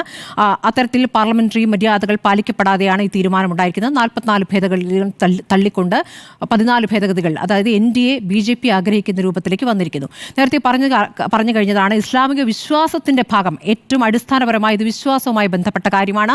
വിശ്വാസത്തിൻ്റെ ഭാഗമായിട്ടാണ് മതപരവും ജീവകാരുണ്യപരവുമായ ആവശ്യങ്ങൾക്ക് ദൈവത്തിൻ്റെ പേരിൽ സമർപ്പിക്കുന്ന വസ്തുവാണ്, ദാനം ചെയ്യുന്ന വസ്തുവാണ് വഖഫ്. യഥാർത്ഥത്തിൽ ഖുറാനിൽ വഖഫ് എന്നൊരു വാക്കില്ല, പക്ഷേ ദാനത്തെക്കുറിച്ച് വിശാലമായി പറയുന്നുണ്ട്. അപ്പോൾ ആ ദാനധർമ്മമാണ് വഖഫ് കൊണ്ട് ഉദ്ദേശിക്കുന്നത്. അത് വരുമാനം പ്രതീക്ഷിക്കാതെ ചെയ്യുന്നതാണ്. അതിന് വിരുദ്ധമായ കാര്യങ്ങൾ ഉണ്ടായിട്ടുണ്ടെങ്കിൽ അതിൽ നടപടിയെടുക്കേണ്ടതാണ്. കാരണം പല ഘട്ടങ്ങളിലായി ഈ വഖഫ് നിയമം ഭേദഗതി ചെയ്യപ്പെട്ടിട്ടുണ്ട്. 54 വഖഫ് പ്രവർത്തനം ഏകോപിപ്പിക്കാൻ ഒരു നിയമം കൊണ്ടുവന്നാണ്. ഈ ഭരണഘടനയെക്കുറിച്ച് ആവർത്തിച്ച് പറയുമ്പോൾ ഭരണഘടനയുടെ അടിസ്ഥാനത്തിൽ തന്നെയാണല്ലോ അത് ഏകോപിപ്പിക്കാൻ ഒരു നിയമം 54 കൊണ്ടുവന്നത്. സംസ്ഥാനത്ത് വഖഫ് ബോർഡ്, കേന്ദ്രത്തിൽ കൗൺസിലും ഇതിൽ തീരുമാനങ്ങൾ എടുക്കുന്നു എന്നുള്ളതാണ്. 95 ആണ് വഖഫ് ബോർഡിന് കൂടുതൽ അധികാരം നൽകിക്കൊണ്ട് നിയമ ഭേദഗതി ഉണ്ടാകുന്നത്. 2013 വീണ്ടും ഭേദഗതി ഉണ്ടായിട്ടുണ്ട്. അതുപ്രകാരമാണ് ഇതുവരെ ആ വഖഫ് ബോർഡ് പ്രവർത്തിച്ചിരുന്നത്. പക്ഷേ അതിന്മേലാണ് ഇപ്പോൾ 2024 ഭേദഗതി വരുത്താനിരിക്കുന്നത്. ആ ഭേദഗതി എന്ന് ഉദ്ദേശിക്കുന്നത് വഖഫ് ബോർഡുകളുടെ അധികാര പരിധി എടുത്തു കളയുന്നതാണ്, സ്വത്ത് വിനിയോഗം നിയന്ത്രിക്കുന്നതാണ്. ഇതിൽ ഭൂമി ഉൾപ്പെടെ വഖഫാക്കാം എന്ന് പറയുമ്പോൾ വാക്കാലാണ് നൽകുന്നത്. വിശ്വാസത്തിന്റെ ഭാഗമായിട്ടുള്ളൊരു കാര്യമാണ്. അതിൽ വിശ്വാസികളാണ് ഇതിൽ നിയന്ത്രിക്കുന്ന, അതിൽ ബോർഡിൽ ഉണ്ടാകുന്ന കാര്യങ്ങളൊക്കെ തന്നെ വിശ്വാസികളാണ്. പക്ഷേ അങ്ങനെയല്ല. ഇനി ഭേദഗതി വന്നാൽ ജില്ലാ കളക്ടറാണ് ഇതിന്റെ ട്രൈബ്യൂണലിന്റെ അധികാരം ഏറ്റെടുക്കുക. പറഞ്ഞു കഴിഞ്ഞതാണ്. അത് കേന്ദ്ര സർക്കാരിന്റെ തീരുമാനങ്ങൾക്കനുസരിച്ച് പ്രവർത്തിക്കുന്ന രൂപത്തിലേക്ക് കളക്ടർ അതിന്മേൽ തീരുമാനമെടുക്കും. മാത്രമല്ല ആ തർക്കം തീരുന്നവരെ അത് വഖഫ് ഭൂമിയല്ല എന്ന രൂപത്തിലേക്കും വരും. ഇനി ഈ പറയുന്ന പണ്ടേയുള്ള പൗരാണിക കെട്ടിടങ്ങൾ അതൊക്കെ തന്നെയും വഖഫായി നിർത്തുന്നു എന്ന് പറഞ്ഞാൽ അതിൽ ഒരു തെറ്റുമില്ല. അത് വഖഫായി തന്നെ ഇപ്പോഴും തുടരുകയാണ്. അത് പൊളിക്കാനൊന്നും ഇവരാരും പോയിട്ടില്ല. അത് ആ രൂപത്തിൽ തന്നെ നിൽക്കുകയാണ്. അത് വിശ്വാസത്തിന്റെ ഭാഗമായിട്ടാണ് നൽകുന്നത്. അതിലേക്ക് എന്തിനാണ് അമുസ്ലിങ്ങളെ കൊണ്ടുവരുന്നത് അതിന്റെ ബോർഡിലേക്ക്? അതിൽ തന്നെ ഉദ്ദേശശുദ്ധിയിൽ സംശയമുണ്ട്. ഇവിടെ ഇപ്പോൾ കേരളത്തിലാണെങ്കിൽ ദേവസ്വം ബോർഡുണ്ടല്ലോ. ദേവസ്വം ബോർഡിൽ ഒരു ഹൈന്ദവ വിശ്വാസിയല്ലാത്ത ഒരാളെ അംഗീകരിക്കാൻ പറ്റുമോ? ഇല്ല. ഇതിപ്പോൾ നിയമസഭയിൽ നിന്ന് MLA-മാർക്കും കൂടി അതിൽ പങ്കാളികളാകുമെന്ന് പറയുമ്പോൾ വിശ്വാസികളെ മാത്രം എന്ന് കൃത്യമായി എടുത്ത് പറയുന്നത് വിശ്വാസികളെ തന്നെയാണ് അതിലേക്ക് കൊണ്ടുവരുന്നത്. ദേവസ്വം ബോർഡിൽ എങ്ങനെയാണ്? ദേവസ്വം ബോർഡിൽ പൊതുപണം ഉപയോഗിക്കപ്പെടുന്നുണ്ട്. പൊതുപണം ഉപയോഗിക്കപ്പെടുന്ന ഒരു സ്ഥലത്ത് സർക്കാരിന് ആ തരത്തിൽ ഇടപെടാം. അങ്ങനെയാണെങ്കിൽ വഖഫിന്റെ കാര്യത്തിലും അങ്ങനെ ഈ പറയുകയാണെങ്കിൽ, ഈ വാദം പറയുകയാണെങ്കിൽ പൊതുപണം ഉപയോഗിക്കുന്ന സ്ഥലമാണ് ദേവസ്വം ബോർഡ്, അത് ഉപയോഗിക്കാം. ക്രിസ്ത്യൻ പള്ളികളുടെ കാര്യത്തിൽ അങ്ങനെ ഒരു സർക്കാരിന്റെ ഇടപെടൽ ഉണ്ടായിട്ടില്ല എന്നുള്ളതാണ് നമ്മുടെ മുന്നിലുള്ള കാര്യം. ഇനി ഇതുമായി ബന്ധപ്പെട്ട് ഈ സച്ചാർ കമ്മിറ്റി പറഞ്ഞ കാര്യങ്ങളിലാണല്ലോ ഈ സ്വത്തിന്റെ കണക്കുകളൊക്കെ വരുന്നത്. സച്ചാർ കമ്മിറ്റി പറയുന്നു മുസ്ലിം സമുദായത്തിന്റെ സാമുദായികവും സാമ്പത്തികവും വിദ്യാഭ്യാസപരമായ സ്ഥിതി വ്യക്തമാക്കാൻ വേണ്ടിയിട്ടാണ് സച്ചാർ കമ്മിറ്റി വന്നത്. സച്ചാർ കമ്മിറ്റി പറയുന്നത് പ്രകാരം ശരിയാണ്, ഈ 4.9 ലക്ഷം സ്വത്തുക്കളുണ്ട്, 60 ലക്ഷം ഏക്കറിലധികം ഭൂമിയുണ്ട്. 50കളിലെ, അതായത് 1950 കണക്കനുസരിച്ച് ആ കാലഘട്ടത്തിലെ മൂല്യം അനുസരിച്ച് 6000 കോടിയിലധികം വരുമെന്നാണ് പറയുന്നത്. അപ്പോൾ ആ മൂല്യം ഇപ്പോൾ നോക്കുമ്പോൾ അത് കോടി എത്ര ഇരട്ടിയിൽ അധികമായിട്ടുണ്ട്. അപ്പോൾ ആ സ്വത്തുക്കൾ അതെങ്ങനെ ആ ന്യൂനപക്ഷം വെച്ചുകൊണ്ടിരിക്കുന്നു എന്നുള്ള ചോദ്യം അപ്പുറത്തേക്ക് വരുമ്പോഴാണ് ഈ തരത്തിലുള്ള ഭേദഗതികൾക്കുള്ള ആലോചനകൾ ഉണ്ടാകുന്നത്. യഥാർത്ഥത്തിൽ ആ വരുമാനത്തിൻ്റെ 7% ബോർഡിന് വിഹിതമുണ്ട്. നന്നായി വരുമാനമുണ്ടായാൽ സമുദായത്തിൻ്റെ തന്നെ പ്രശ്നങ്ങൾ മാറുന്ന രൂപത്തിലേക്ക് ആ പണം ഉപയോഗിക്കണമെന്നാണ് സച്ചാർ കമ്മിറ്റി നിർദ്ദേശിച്ചത്. അത് യഥാർത്ഥത്തിൽ നടന്നിട്ടില്ല. ആ തരത്തിലുള്ള ഭേദഗതികൾ വരുത്തുന്നതിൽ ഒരു തെറ്റുമില്ല. പക്ഷേ അങ്ങനെയല്ല ഈ ഉദ്ദേശം എന്നുള്ളതാണ് സംശയകരമായിട്ടുള്ള കാര്യമായി നിൽക്കുന്നത്. 70% വഖഫ് ഭൂമി കയ്യേറിയിട്ടുണ്ട് എന്നുള്ള കണക്ക് കൂടി സച്ചാർ കമ്മിറ്റി മുന്നോട്ട് വയ്ക്കുന്നുണ്ട്. അപ്പോൾ നിങ്ങൾ ഇവിടെ ഭൂപ്രഭുക്കളായി നിൽക്കുന്നു, നിങ്ങളുടെ ഭൂമി നിങ്ങളുടെ കയ്യിൽ നിന്ന് തിരിച്ചെടുക്കുന്നു. അതായത് ഇത് രാജ്യത്തിൻ്റെ, ഇത് 2-3 തവണ ഇന്ത്യയുടെ സ്വത്ത് എന്ന് പറയും. ഇന്ത്യയിൽ പെട്ടവരല്ലേ ഇവരൊന്നും, ഇന്ത്യയുടെ ഭാഗമായിട്ടുള്ളവരല്ലേ, അവരും ഇന്ത്യക്കാരല്ലേ, ഇന്ത്യക്കാരാണ്. ഇന്ത്യ നാനാത്വത്തിൽ ഏകത്വം, ഒരേ നിയമവ്യവസ്ഥയിൽ തന്നെയാണ് എല്ലാവരും ജീവിക്കുന്നത്. എല്ലാവർക്കും അവനവരുടെ മതത്തിൽ വിശ്വസിക്കാനുള്ള അധികാരമുണ്ട്.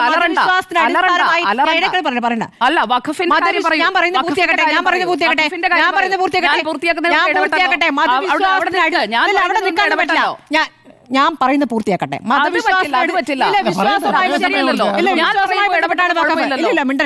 മതവിശ്വാസവുമായി ബന്ധപ്പെട്ടാണ് വഖഫ്, മതവിശ്വാസവുമായി ബന്ധപ്പെട്ടാണ് വഖഫിലേക്ക് ദാനം നൽകുന്നത്. അതിൽ ഇടപെടുന്നത് ദുരുദ്ദേശത്തോടു കൂടിയാണെന്നുള്ള ഒരു സംശയമില്ല. നിങ്ങൾ ഭൂപ്രഭുക്കളാണ്, നിങ്ങളുടെ സന്ദേശമാണ് ഇവിടെ കേന്ദ്ര സർക്കാർ നൽകാൻ ഉദ്ദേശിക്കുന്നത്. ഏക സിവിൽ കോഡ് നടപ്പാക്കുന്നത് പോലെ തന്നെ മുസ്ലിം ന്യൂനപക്ഷത്തെ മാത്രം ലക്ഷ്യമാക്കിക്കൊണ്ട് നടപ്പാക്കുന്ന ഈ പരിപാടി, ഇവിടെ മുസ്ലിം ന്യൂനപക്ഷം, ഇവിടെ നിങ്ങൾ ഞങ്ങൾ എന്ന് പലതവണ ഇവിടെ കേന്ദ്രമന്ത്രിമാർ അടക്കം പറഞ്ഞിട്ടുണ്ട്. ഞങ്ങൾ ഇവിടെ ഭൂരിപക്ഷമാണ്, കമ്മ്യൂണിസ്റ്റ് ഇവിടെയൊക്കെ നിങ്ങൾ ഉണ്ടാക്കി കഴിഞ്ഞു. ഭൂരിപക്ഷമാണ് ഇവിടെ കാര്യങ്ങൾ തീരുമാനിക്കുക, ഭൂരിപക്ഷമാണ് ഇവിടെ കാര്യങ്ങൾ തീരുമാനിക്കുക എന്ന് പറഞ്ഞത് അലഹബാദ് ഹൈക്കോടതി ജഡ്ജിയാണല്ലോ. കമ്മ്യൂണൽ ഡിവൈഡ് ഉണ്ടാക്കിയ ജഡ്ജി ഇവിടെ ഞാൻ ആ നിലപാടിൽ ഉറച്ചു നിൽക്കുന്നു എന്ന് പറഞ്ഞ രാജ്യമാണ്. ഇനി അങ്ങോട്ടാണ് പോകുന്നത്. ഇത് ഏകപക്ഷീയമായ ഭേദഗതിയാണെന്നുള്ള കാര്യത്തിൽ എനിക്കൊരു തർക്കവുമില്ല. സുജി, ഇതിൻ്റെ അകത്തെ ഈ വഖഫിൻ്റെ ഒരു ഭൂമി അവരുടെ കൈവശം വർഷങ്ങളായിരിക്കുന്ന ഭൂമി, അതിൽ ഭേദഗതി മാത്രമാണല്ലോ വരുത്തുന്നത് അല്ലേ? അതിൻ്റെ അകത്ത് നിങ്ങൾ ഈ കമ്മ്യൂണൽ സംവിധാനങ്ങളെ കുറിച്ച് പറയുന്നതിനകത്ത് എനിക്ക് അഭിപ്രായ വ്യത്യാസമുണ്ട്. കാരണം സുജീവ പറഞ്ഞു വന്നതിൻ്റെ അകത്തുള്ള പ്രശ്നം എന്ന് പറയുന്നത് BJP സംബന്ധിച്ചിടത്തോളം BJP ഗവൺമെൻറ് 10 പേരെ പ്രതിപക്ഷ MP-മാരെ 10 പേരെയാണല്ലോ അതിൻ്റെ അകത്ത് ഉൾപ്പെടുത്തിയത്. പിന്നെ 16 പേര് പിന്നെ NDA-ൻ്റെ ഭാഗത്തൊന്നും വെച്ചു. അപ്പോൾ 10 പേരും അവരെതിർത്ത് തന്നെയല്ലേ വോട്ട് ചെയ്തത്. നിങ്ങൾ NDA-ൻ്റെ ഭാഗം തന്നെയല്ലേ 16, അത് ഭേദഗതി അങ്ങനെ തന്നെയല്ലേ വരുള്ളൂ. അതിനകത്ത് എന്താ വലിയ കാര്യം? 16 പേര് NDA അത് ചർച്ച അങ്ങനെയാണെങ്കിൽ 34 യോഗം ചേർന്നല്ലോ. 34 യോഗം ചേർന്നതിൻ്റെ അകത്ത് അവർ പറഞ്ഞു ഒരു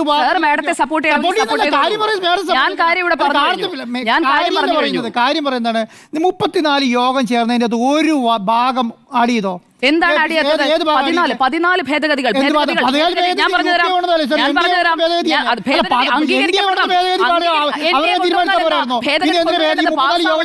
ഈ 34 JPC യോഗം ചേർന്ന് എന്തിനു വേണ്ടിയിട്ടാണ്? അവരുടെ ഭാഗം കേൾക്കാൻ വേണ്ടിയിട്ടല്ലേ? ഒരു ഭാഗം നിങ്ങൾ കേട്ടോ പറഞ്ഞു. ഭാഗമായുള്ള സംവിധാനത്തിൽ എന്തിനാണ് മുസ്ലിങ്ങൾ? അതിൽ തന്നെയുണ്ട് ദുരുദ്ദേശം. ഇപ്പൊ നേരത്തെ ചോദിച്ചതുപോലെ വനിതകളെയും ഉൾപ്പെടുത്തുന്നുണ്ട്, അതും ദുരുദ്ദേശമായിരിക്കും. അല്ലല്ലോ, അത് പറഞ്ഞില്ലല്ലോ. അറിയാത്ത കാര്യത്തെ കുറിച്ച് എന്തിനാ പറയുന്നത്? വനിതകൾ അങ്ങനെയാണെങ്കിൽ നിങ്ങൾ 3 പേരും കൂടെ വാദിക്കൂ. സുജിയുടെ അഭിപ്രായം പറയാം, ഞങ്ങൾ നമ്മുടെ അഭിപ്രായം പറയാം, എന്റെ അഭിപ്രായം ഞാൻ പറയും. ഭൂരിപക്ഷത്തിന്റെ തീരുമാനം നടപ്പാക്കുന്നു എന്നാണ് ഈ ചർച്ചയിൽ പറയുന്നത്. ഇവിടുത്തെ ഭൂരിപക്ഷം ഒരു അഭിപ്രായം ഏകപക്ഷീയമായ ഭേദഗതിയാണോ ചോദിച്ചാൽ 16 പേര് NDA-യുടെ ഭാഗത്ത് വെക്കുന്നു, 10 പേര്. ഞാൻ ചോദിക്കട്ടെ, അതിന് ലീഗലായി എങ്ങനെയാണോ JPC കോൺസ്റ്റിറ്റ്യൂട്ട് ചെയ്യേണ്ടത് അതിൽ നിന്ന് ഉണ്ണിസാറിനോട് ചോദിക്കും. ഉണ്ണിസാർ എത്ര JPC റിപ്പോർട്ട് ചെയ്തതാണ്, ഞാനും റിപ്പോർട്ട് ചെയ്തതാണ്. JPC എന്താണ് കണ്ടിട്ടുള്ളതാണ്. ഉണ്ണിസാർ പറയൂ, JPC എങ്ങനെയാണ് കോൺസ്റ്റിറ്റ്യൂട്ട് ചെയ്യുന്നത്? ഓരോ കക്ഷികളുടെയും കൃത്യമായ എണ്ണം അനുസരിച്ചാണ് JPC കോൺസ്റ്റിറ്റ്യൂട്ട് ചെയ്യുന്നത്. ഇന്ത്യക്ക് 10 അങ്ങനെ വിഭജിക്കുകയല്ല. JPC കൃത്യമായി കക്ഷികളുടെ അംഗസംഖ്യ അനുസരിച്ചാണ് JPC അംഗങ്ങളെ നിശ്ചയിക്കുന്നത്. അല്ലെങ്കിൽ ഉണ്ണിസാർ പറയട്ടെ, JPC എങ്കിലും റിപ്പോർട്ട് ചെയ്തതാണല്ലോ. ഒരു മിനിറ്റ്, JPC എങ്ങനെയാ രൂപീകരിക്കുന്നതെന്ന് എല്ലാവർക്കും അറിയാം. ആർക്കും അറിയാത്ത പ്രശ്നമില്ല. JPC എങ്ങനെ രൂപീകരിക്കുന്നത് എല്ലാവർക്കും അറിയാം. പക്ഷെ ഒരു കാര്യം അതായത് ഒരു പാർലമെന്റിൽ ഒരു JPC രൂപീകരിക്കുമ്പോൾ അവരുടെ ഭാഗം കൂടെ കേട്ട് അതും കൂടെ ഉൾപ്പെടുത്താൻ പറ്റില്ല. 14 ഭേദഗതി NDA കൊണ്ടുവന്ന 16 ഭേദഗതി. ചോദിക്കട്ടെ, NDA-യുടെ BJP-യുടേതാണ് 16 അംഗങ്ങളെങ്കിൽ വാദത്തിന് വേണ്ടിയെങ്കിലും സമ്മതിക്കാം. ഇവിടെ കൂടെ നിൽക്കുമെന്ന് കരുതിയ ആളുകൾ പോലും എല്ലാ പാർട്ടികൾക്കും കൃത്യമായ പ്രാതിനിധ്യം അതിലുണ്ടായിരുന്നു. JPC-യിൽ എത്ര പേരെയാണ് അതിൽ കോൺസ്റ്റിറ്റ്യൂട്ട് ചെയ്തത്, എങ്ങനെയൊക്കെ ഏതൊക്കെ പാർട്ടികളുടെ അംഗങ്ങളാണ് ഉള്ളത് എന്നതുകൂടി ഒന്ന് നോക്കൂ. അപ്പോൾ മനസ്സിലാകും. അല്ലാതെ NDA തങ്ങൾക്ക് ജയിക്കാൻ വേണ്ടി 16 പേരെ കൊണ്ടുവച്ചു, ഇവിടെ 10 പേരാണ്. അങ്ങനെയല്ല, 10 ആയിരുന്നില്ല ഇന്ത്യ മുന്നണിയുടെ കണക്ക്. 10-ൽ കൂടുതൽ കിട്ടുമെന്ന് പ്രതീക്ഷിച്ചു, കിട്ടിയില്ല. കഴിഞ്ഞ തെരഞ്ഞെടുപ്പിൽ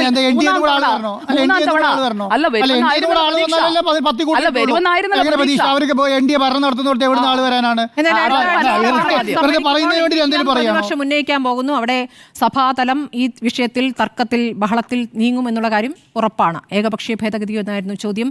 യെസ് എന്ന 3, നോ എന്ന സുജയ.